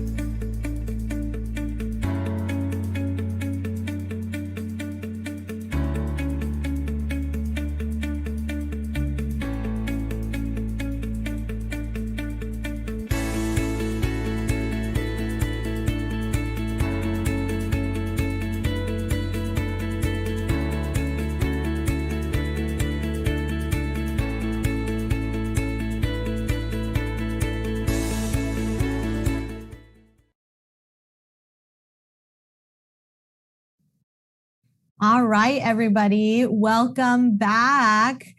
So we have our last and final speaker with us today, and I can't believe the day has gone by so quickly. Hopefully you guys got some really good information so far. A lot of you guys have been wondering about research. Research is such a big question from our students, so I really want to spend a little bit of time welcoming our next and final speaker. He is the head of partnerships at Polygence and consulting research coordinator at YesFlex Prep. He is an instructor for Stanford's Vice Provost for Teaching and Learning. He has taught colleges for 10 years at Williams and Stanford. He received his PhD in art history at Stanford University and his master's in history of art at Williams College. And he will be talking to you guys about research and college admission. So let's give a warm welcome to Dr. G.P. Laborde. Thank you, Jenny. I'm so happy to be here with all of you today. And I'm also really happy that my presentation will actually be related in many ways to the great presentations we've already heard. So what Marie said in her presentation and what Jenny noted in hers, as well as Wong Jung Kim, what he just mentioned about the importance of research, I'm excited to be able to share a little bit more about how to get into research as a high school student, and really why it's valuable, not just for your own experience, but why college admissions and colleges and universities in general are really interested in research. With that, let me begin my presentation.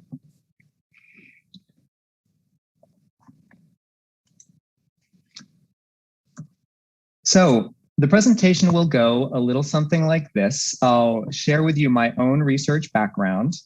And then I'll move into defining what research is, why colleges value it, how research enhances your applications, and also going about how to find mentors in developing a topic en route to showcasing or sharing the work that you've worked so hard to put together. A little bit about my own background. My PhD from Stanford is in the history of art and architecture. And I've been really fortunate to have my focus, which is on modern art, art and technology and photography, be supported by a number of wonderful research foundations and institutions, including the Mellon Foundation, the Luce Foundation, and the U.S. Fulbright Commission. Share your screen really quick. Oh, thank you, Jenny. I'm so sorry.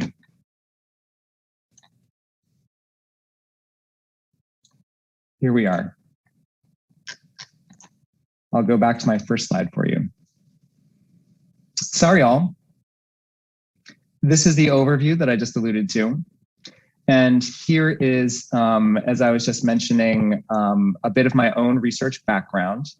That picture is actually of a very proud yours truly on top of Mont Blanc in France, where I was doing research for my Fulbright grant on the history of alpine photography. My dissertation was on the first photographic survey of the Arctic from 1869, so very much related to issues of photography and climate change. And as you can see, I really spent a lot of time thinking about not only teaching, but also bringing research opportunities to students.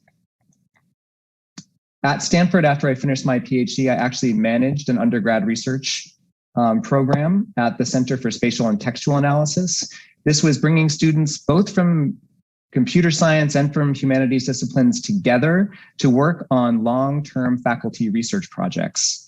And teaching them research techniques was a big part of what I do then and a big part of what I do now as well. You might be wondering what actually is research. I think a lot of it is very intuitive, but there are also some aspects of it that I wanted to just define for you. I like to think of it as mapping uncharted intellectual space through repeatable steps. And those steps include defining a clear question, reviewing the literature, applying these methods, experimenting with new tools, creating new hypotheses, and then beginning again. It's managing uncertainty in many ways as well. As Albert Einstein famously said, if we knew what it was we were doing, it would not be called research, would it? Now, the reason research is important to a lot of the schools that we've been discussing today is that it is considered the pinnacle of academic achievement in higher education.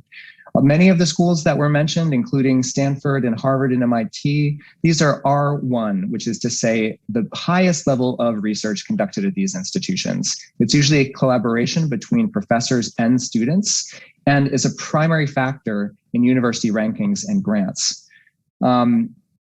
Speaking from my own home institution, I know it's an immense value proposition for those research institutions and programs as well. Getting students who are excited about research in really pushes not only the state of human knowledge forward, but can lead to amazing benefits in funding from external sources for these universities. A lot of great research happens at PUIs, predominantly undergraduate institutions. I went to a liberal arts college myself before going to graduate school at a bigger research university. And there are wonderful opportunities there as well. So it doesn't have to be one of those big R1 schools for you to find research that can be valuable to you and that can actually carry you to a big R1 school if you choose to do graduate work there in a professional field. A few notable inventions from Stanford research you may have heard about: antibody therapies developed in the 1980s, recombinant DNA developed in 1973. And of course, that's something we're talking about quite a lot as we're thinking about vaccine synthesis and public health. And you may also remember that Google, the essential PageRank algorithm developed in 1998 by Sergey Brin and Larry Page. This is just a translation of what that value is. It earned Stanford $336 million in a single year. Just speaking from academic year 2019-2020, you can see the gross revenue from Stanford's many different technologies, hundreds of technologies that they developed there was 114 million. 10 of those inventions generated more than 1 million in royalties each. And the total research budget for Stanford was $1.93 billion, accounting for about 17% of its annual funding.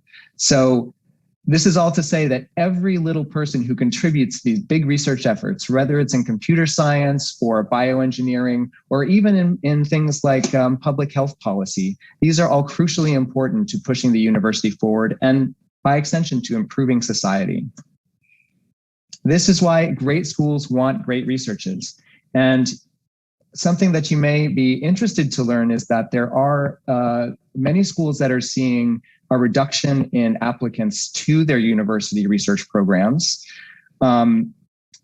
This is something that a lot of schools are thinking of actively. There's just a shortening, drying up of the pipeline of new researchers coming in. So it can be a really powerful way of distinguishing yourself, not only to apply to undergraduate schools, but if you're someone who envisions going back to graduate school for an MBA or becoming a doctor or even becoming a researcher within computer science or a biomedical field. Finding a way to begin that research training while you're still in high school, as Wong Kim was saying, just an amazing way of beginning that path of defining who you are and crafting that narrative that will shine. These are just some demonstrative quotes from a number of different sources I wanted to share. US News and World Report mentions that these personal projects that might be research or they might be something else like the volunteer work that you do, many of the other independent activities that our other panelists were discussing, they're so significant in your applications because they demonstrate commitment to a successful solo endeavor that conveys initiative, self-discipline, and originality.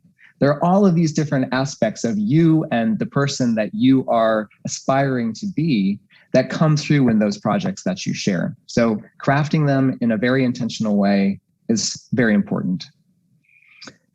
Grades and test scores, of course, are always important. Test scores much less so. We know that we're going through a big sea change for some undergraduate institutions, but something that we love to point out is Sir John Gurdon, who was a Nobel Prize winner in medicine and basically was the pioneer, a great innovator in stem cell research, was the last in his class in biology of 250 people. You don't need to be a brilliant grade getter in order to be an effective researcher. So this is also something to keep in mind. You need not have straight A's in order to jump into a research project that can help tap into the thing that you're actually passionate about and that will also help distinguish you from all of those other people who might also have great grades.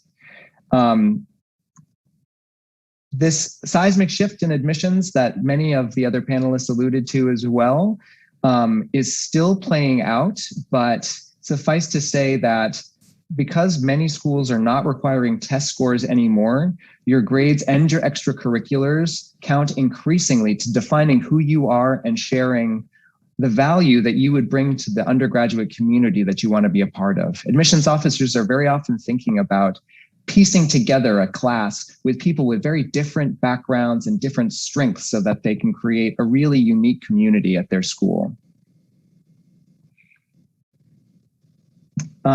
This is another one of these quotes that I really like from an admissions officer from Cornell.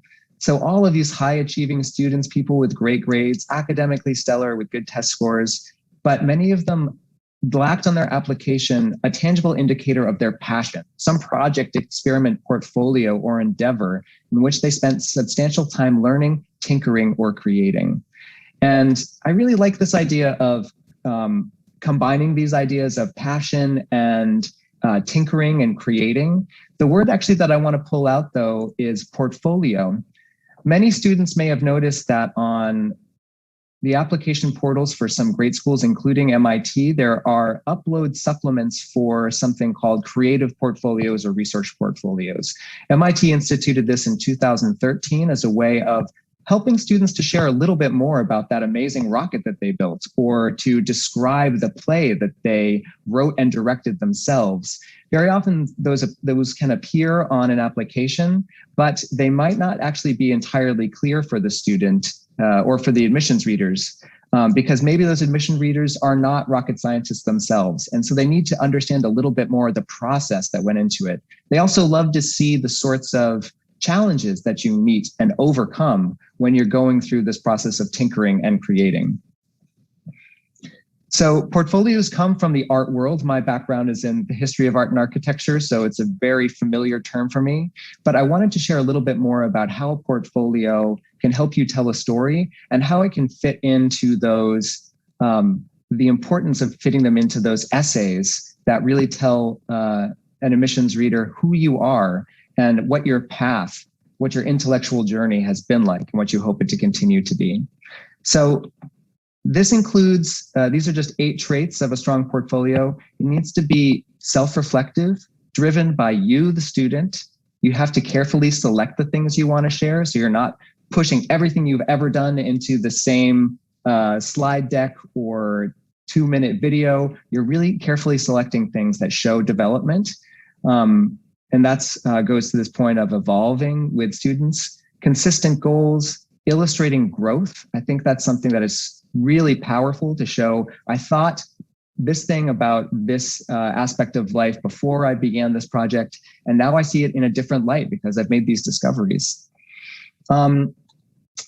This tangible evidence of personal and technical growth, they really can come across in these research portfolios or creative projects that you put together. It allows you to stand out from the crowd, to be more understood by admissions officers who might not be experts in music or in biology. And it also taps into the idea of the maker movement, which is emphasizing lifelong learning rather than just earning degrees. I think that that's also a very powerful message to convey, that you're someone that doesn't just study when you're in school. You're trying to learn things outside of school to improve your own abilities and maybe also to give back to society with those efforts. Research teaches a lot of things that I think, I remember Wong Kim also mentioned things like organization and time management. These are all so important to learn going really at any point in life, but certainly going into college when you find yourself very often more on your own than you ever have been. Taking on a research project really requires a lot of forethought and planning. So you need to organize your thoughts. You need to come up with a system for taking notes and for filing new discoveries. You need to manage your time so that you know you have opportunities to set out 2 or 3 hours every week in order to keep on chunking away at your project. You have to communicate clearly. Very often, as we've seen over the course of the last year, there are scientists who have done amazing work finding new things, but the way that they express it or communicate it might be a little unclear for people. It might be too specific or scientific. They need to find a way of imparting that message to people who are not area experts in a way that's meaningful and clear. And because research so often involves experimentation and failure, it's also really important in developing a sense of resilience. So I think this really goes to the heart of what liberal education is as it's evolved in the United States. And this is a quote from Derek Bach, a former president of Harvard. The goal of education at schools that are, in the broadest terms, teaching students how to think is we want them to learn, communicate, build character, and prepare for a career. How to find a research mentor. There might be many people in your life who would be really excited to connect with you, to lead you along through their own experience. Very often I can say that I was inspired by someone in high school to go into the field that I'm in. And so I really enjoy connecting with students in order to, as we say, pay it forward, to really give back to this community and to pass insights on to the next generation who will someday grow up to be the next researchers, the next professors, the next industry leaders, what have you. But these people very often have little time. So a great way of approaching them is to finding someone with an interest in teaching or mentoring, and really identifying the specific area that they're good in. It's not, I want to be a computer scientist or I want to be a computer science major. Can you help me with that? It's asking things like, I've been trying to develop this program in Python and have been having a lot of trouble. Do you have any tips, or is there a resource you can point me to? Or even, this is a specific challenge in my code that I can't quite seem to crack. Could you help me with that? Also making sure to demonstrate that you understand what their specific area of expertise is. Finally, just being respectful of their time, knowing that this is someone who you are reaching out to ask for a favor, to ask for advice. And so really trying to treat it as, with great humility, and ask them to volunteer these efforts in order to help you on your own journey. So I wanted to talk a little bit about 3 examples of great research projects that we've overseen and that would be happy overseen at Polygens, where I'm the head of partnerships, and would be happy to support students in these opportunities with Yes Flex Prep. The first is maybe a subject that's very interesting for a number of different people for different reasons, but this one is a great example of tapping into something that's in the public that's in public discourse in the public sphere, but is also really technical. So this was a project that used artificial intelligence to detect gender bias in politics. And the method was using a very specific aspect of AI called NLP that has wide applications in many different fields, but effectively it performs large-scale text analysis. And the student with her mentor, who's a PhD candidate in computational linguistics at Stanford, they analyzed the language used in the 2020 presidential elections.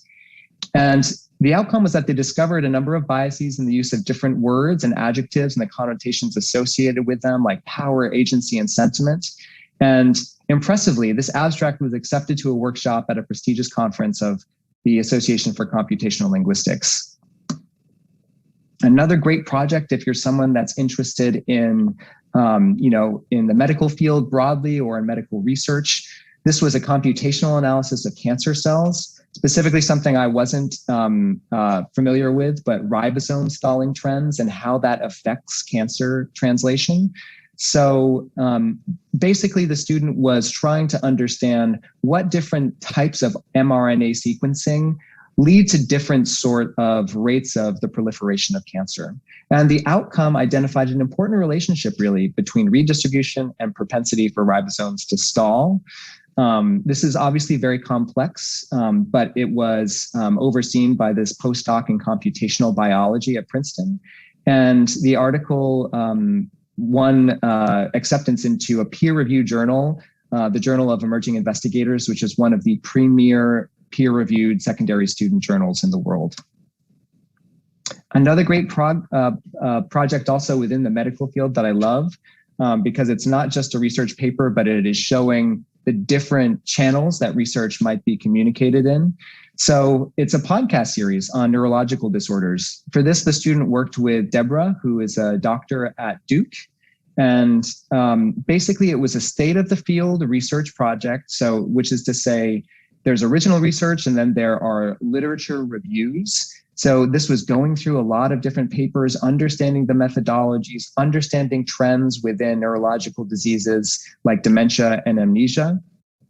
And the student basically combed through these case studies, experiments, and numerous academic sources in order to create a 7-episode podcast series that explains what memories are and how they're affected by disorders like amnesia and dementia. Really creatively, the student called this Foggy Minds, and it's a podcast that's available on Spotify, Google Podcasts, many other platforms. But just an example of showing you that research does not necessarily need to be something that results in published scholarship. It can be something that is really designed almost in sort of like a public, again, sort of like public intellectual space, or really just to share through different news outlets effectively. In order to find these mentors, which you can do on your own, make sure that you are not being vague, as I mentioned before. This was an example of an email that one of my colleagues received. It was a little difficult for this person to connect with the student. A much better example of an email is the student said, "I see that you're an expert in this.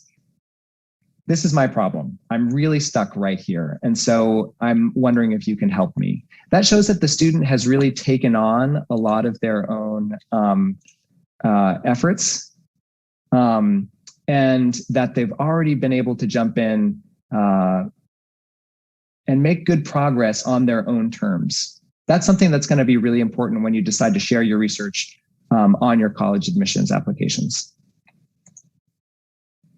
In order to develop a topic, the thing that I would encourage you to do is just embrace what inspires you. Research can be a long process. Typically not weeks, but months or years goes into a specific research project. And so you need to find something that's going to hold your attention, that you're actually really interested in, not just something that's popular or that you've read in the news, but something that you feel like can sustain you and that's perhaps connected to your desired college major or even to your career after college. I think it's also really essential to make sure that you celebrate your achievements when you get to the end of it. Even a failed experiment can be a successful experiment if it teaches you something new and helps you develop a new hypothesis. And when you have those failures, make sure to reach out to friends and family. They can be so frustrating and discouraging, but that's a part of building up that sort of resilience that I was mentioning. Treat it as another step along the journey rather than a roadblock in front of you. There are many different journals that you can publish in. These are just a sampling of them. Of course, there are wonderful competitions like Regeneron and the MIT Scholars Program. Here's another list of different publication outlets, just so you can see the sort of breadth with scientific STEM types of periodicals on one side and more humanities, social sciences on the other. But if this is something that you are interested in learning more about, we would be really happy to speak with you about it and to support your research efforts. It's a wonderful way to jump into something that is maybe a topic that's not offered at your school, but that you're really interested in. And also something, as many of the other panelists today have said, that can really shine on your applications and demonstrate a lot of things that are unique to you to help those admissions officers pull you out of the crowd.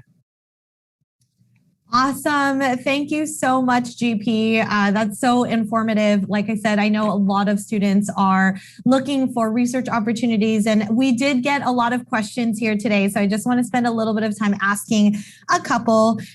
So a student asks, how do I apply to research programs, or how do I get research opportunities? Like, what are some of the steps that you would recommend that I take in order to make that happen? This is a great question.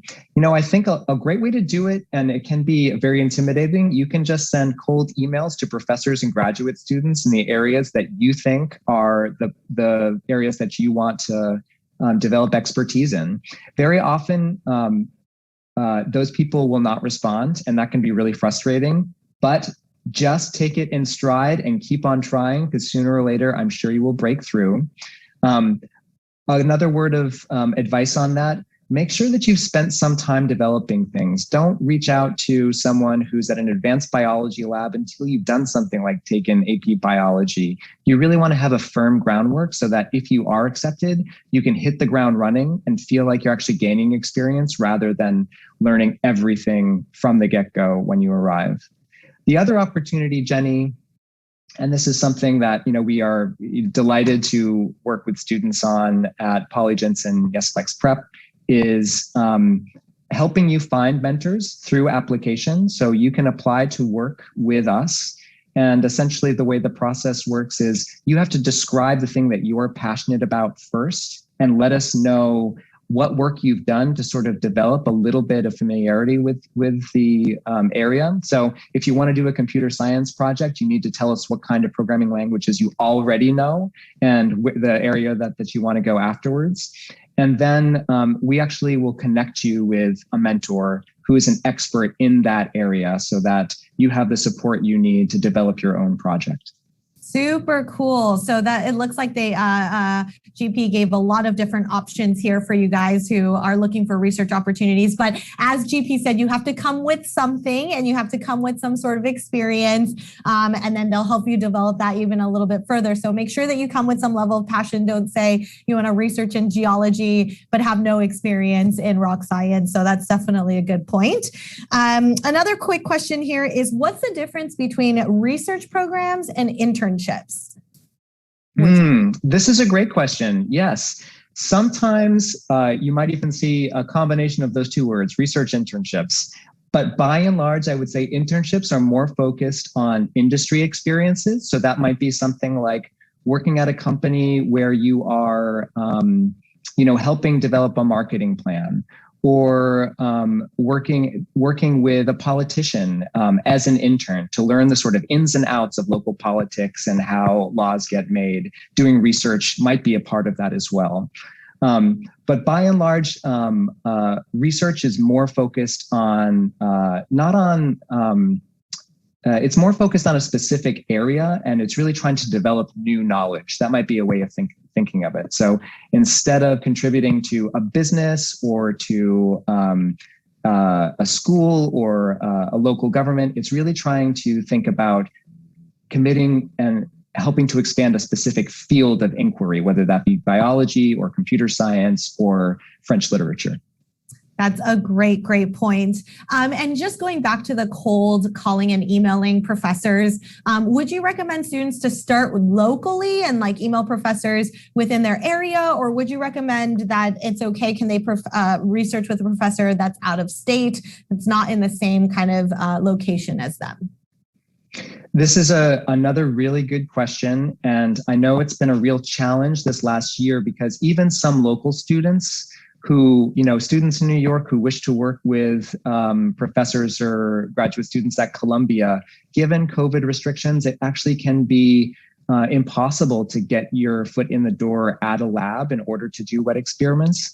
So if there's an opportunity, if you see a way of connecting with people who are out of state at different schools, and doing work for them remotely, doing research that can contribute to their big projects while you're still, at home with your family and able to do all of your other obligations, that's a really great tack to take.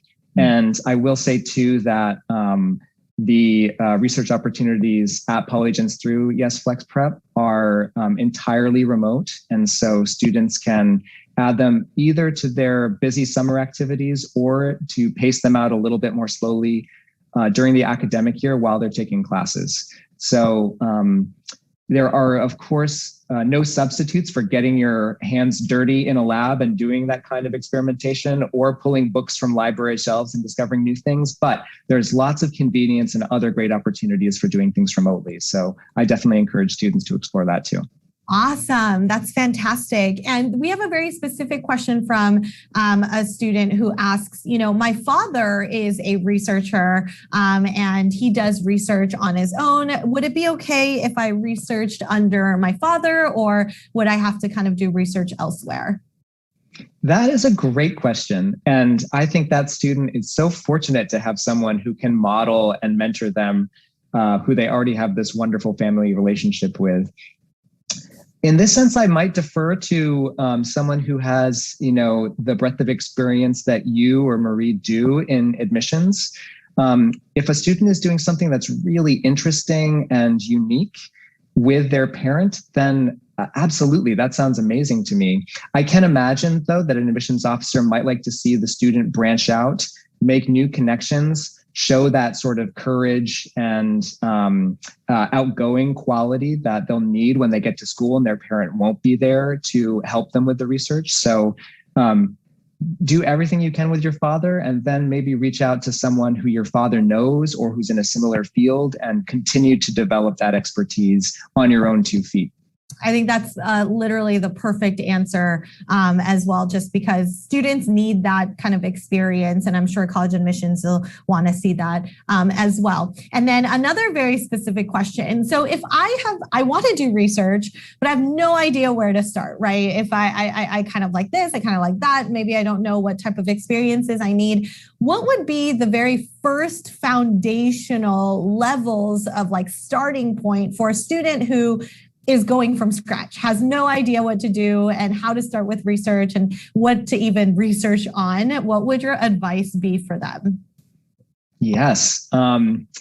Knowing where to start is maybe the trickiest part of things. And what I would say is take what you've learned in school. If there's a class or if there's a teacher in school that was really interesting to you, something that you just felt you really wanted to know more about, but the class didn't quite take you to the questions that you wanted to ask, start there. Go to that teacher or talk with your friends who are in that class about those issues. I'm sure that your teacher will be able to sort of steer you in the right direction. I think a great place to begin research and sort of get comfortable with different ideas is Wikipedia.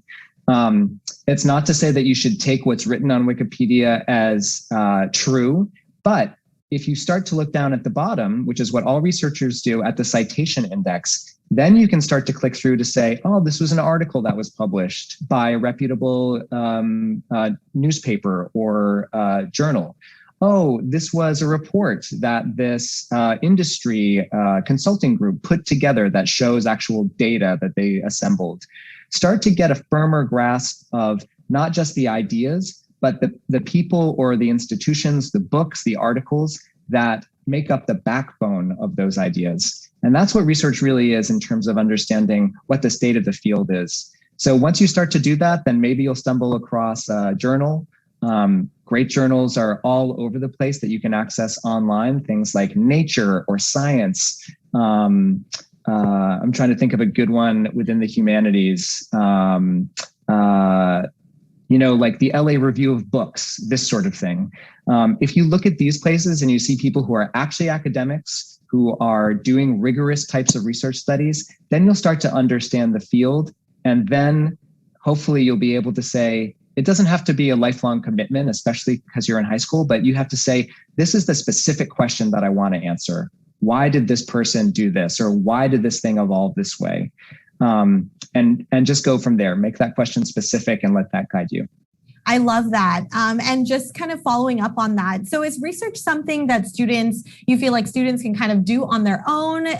Do they have to do it with a professor or mentor? Is it something that, they can kind of start on their own and create their own kind of research project and paper? Yes, it's definitely possible.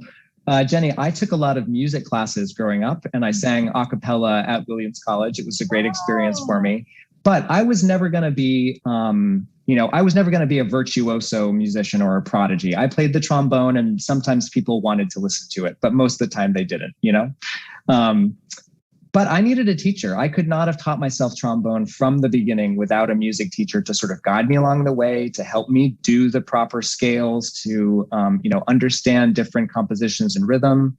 And I think a research mentor works exactly the same way. You can do this on your own and you can make great progress on your own. In point of fact, I'm sure that admissions officers would love to see that kind of initiative. But finding someone who is really an expert in the field to help you along the way, it just means that you have a better idea of where you are and where you need to go. And they're going to be able to give you a lot of tips and tricks to help you get there faster than you would otherwise.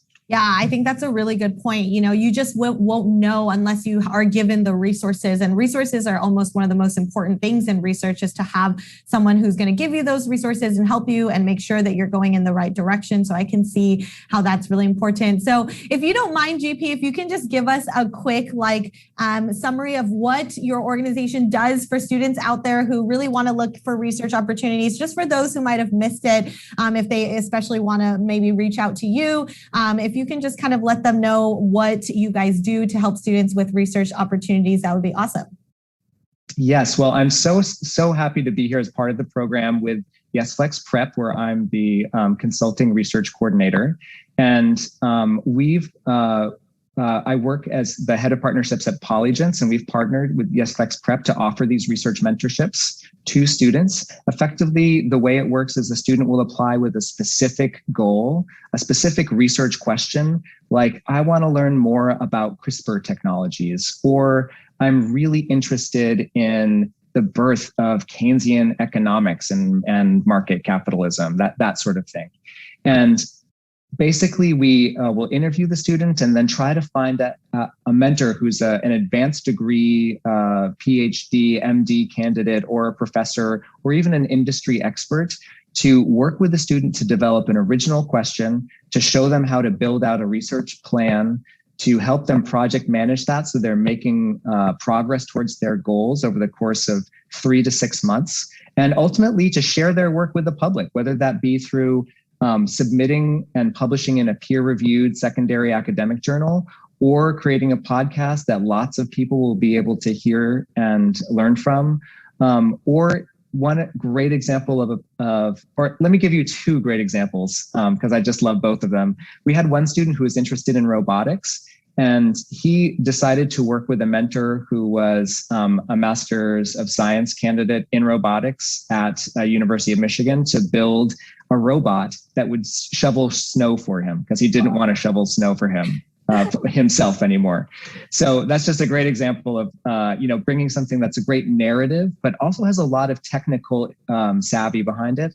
Another wonderful student worked with an MFA from Tisch in order to create an original fashion line based on bugs. So she researched many different bugs across the whole insect kingdom, and identified 17 different bugs that had really unique traits or qualities, and used each one of them to design a specific fashion look, basically a dress or an ensemble for human women to wear. So it was just a really creative combination of fashion design and entomology research that, like I say, I think will really shine on her college applications. It's a very creative and unique project. So cool, by the way. That's awesome. Okay, thank you so much for being our last, but certainly not least, and one of the most informative at the very end, GP. We thank you so much. We're going to go right into the lottery, guys. So YesFlex is offering $200 off of their research program, $200 a research program. So we're going to go ahead and choose those lottery winners today. These are going to be our last lottery winners. So let's see who's going to win the $200 off their research program. Let's see. Oh,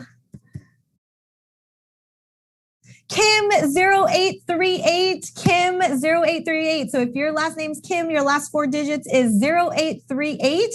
You have won $200 gift that you can use for the research program with YesFlex.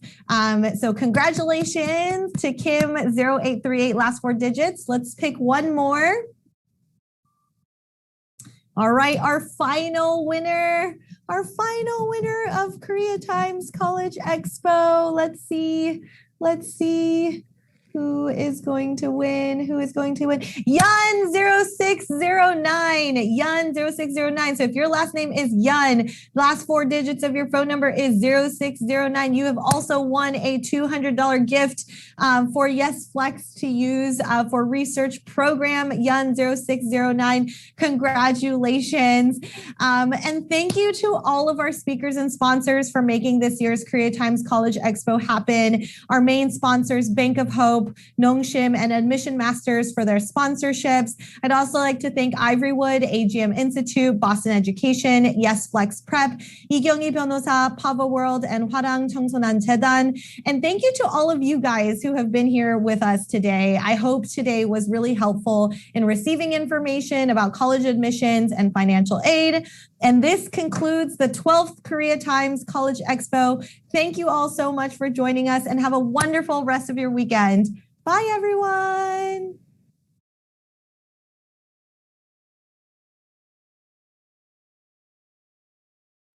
Hope. It drives us all to dream big, to reach more. Hope can see the future. Hope lifts you up so you can land where you need to. At Bank of Hope, we have the financial tools, guidance, and expertise to put you on course for success. We invest in your hopes to help you succeed in the game of life. Bank of Hope is a proud sponsor of LPGA. Welcome to Bank of Hope.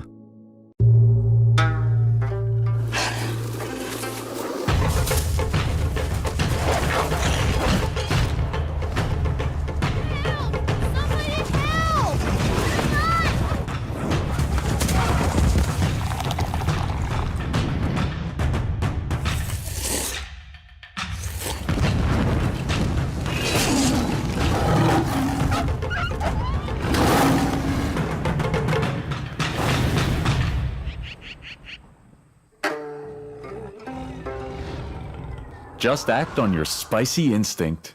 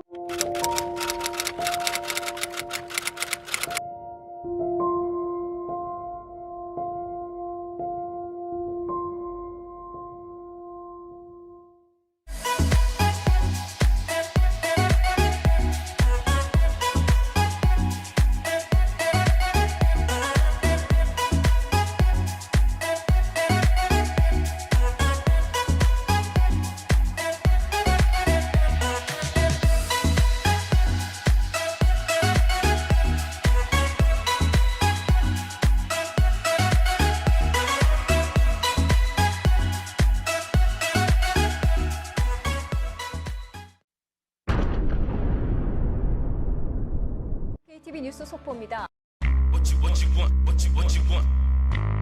A lot of families took a hit to their income in the last year and a half, while private schools are charging more than $25,000.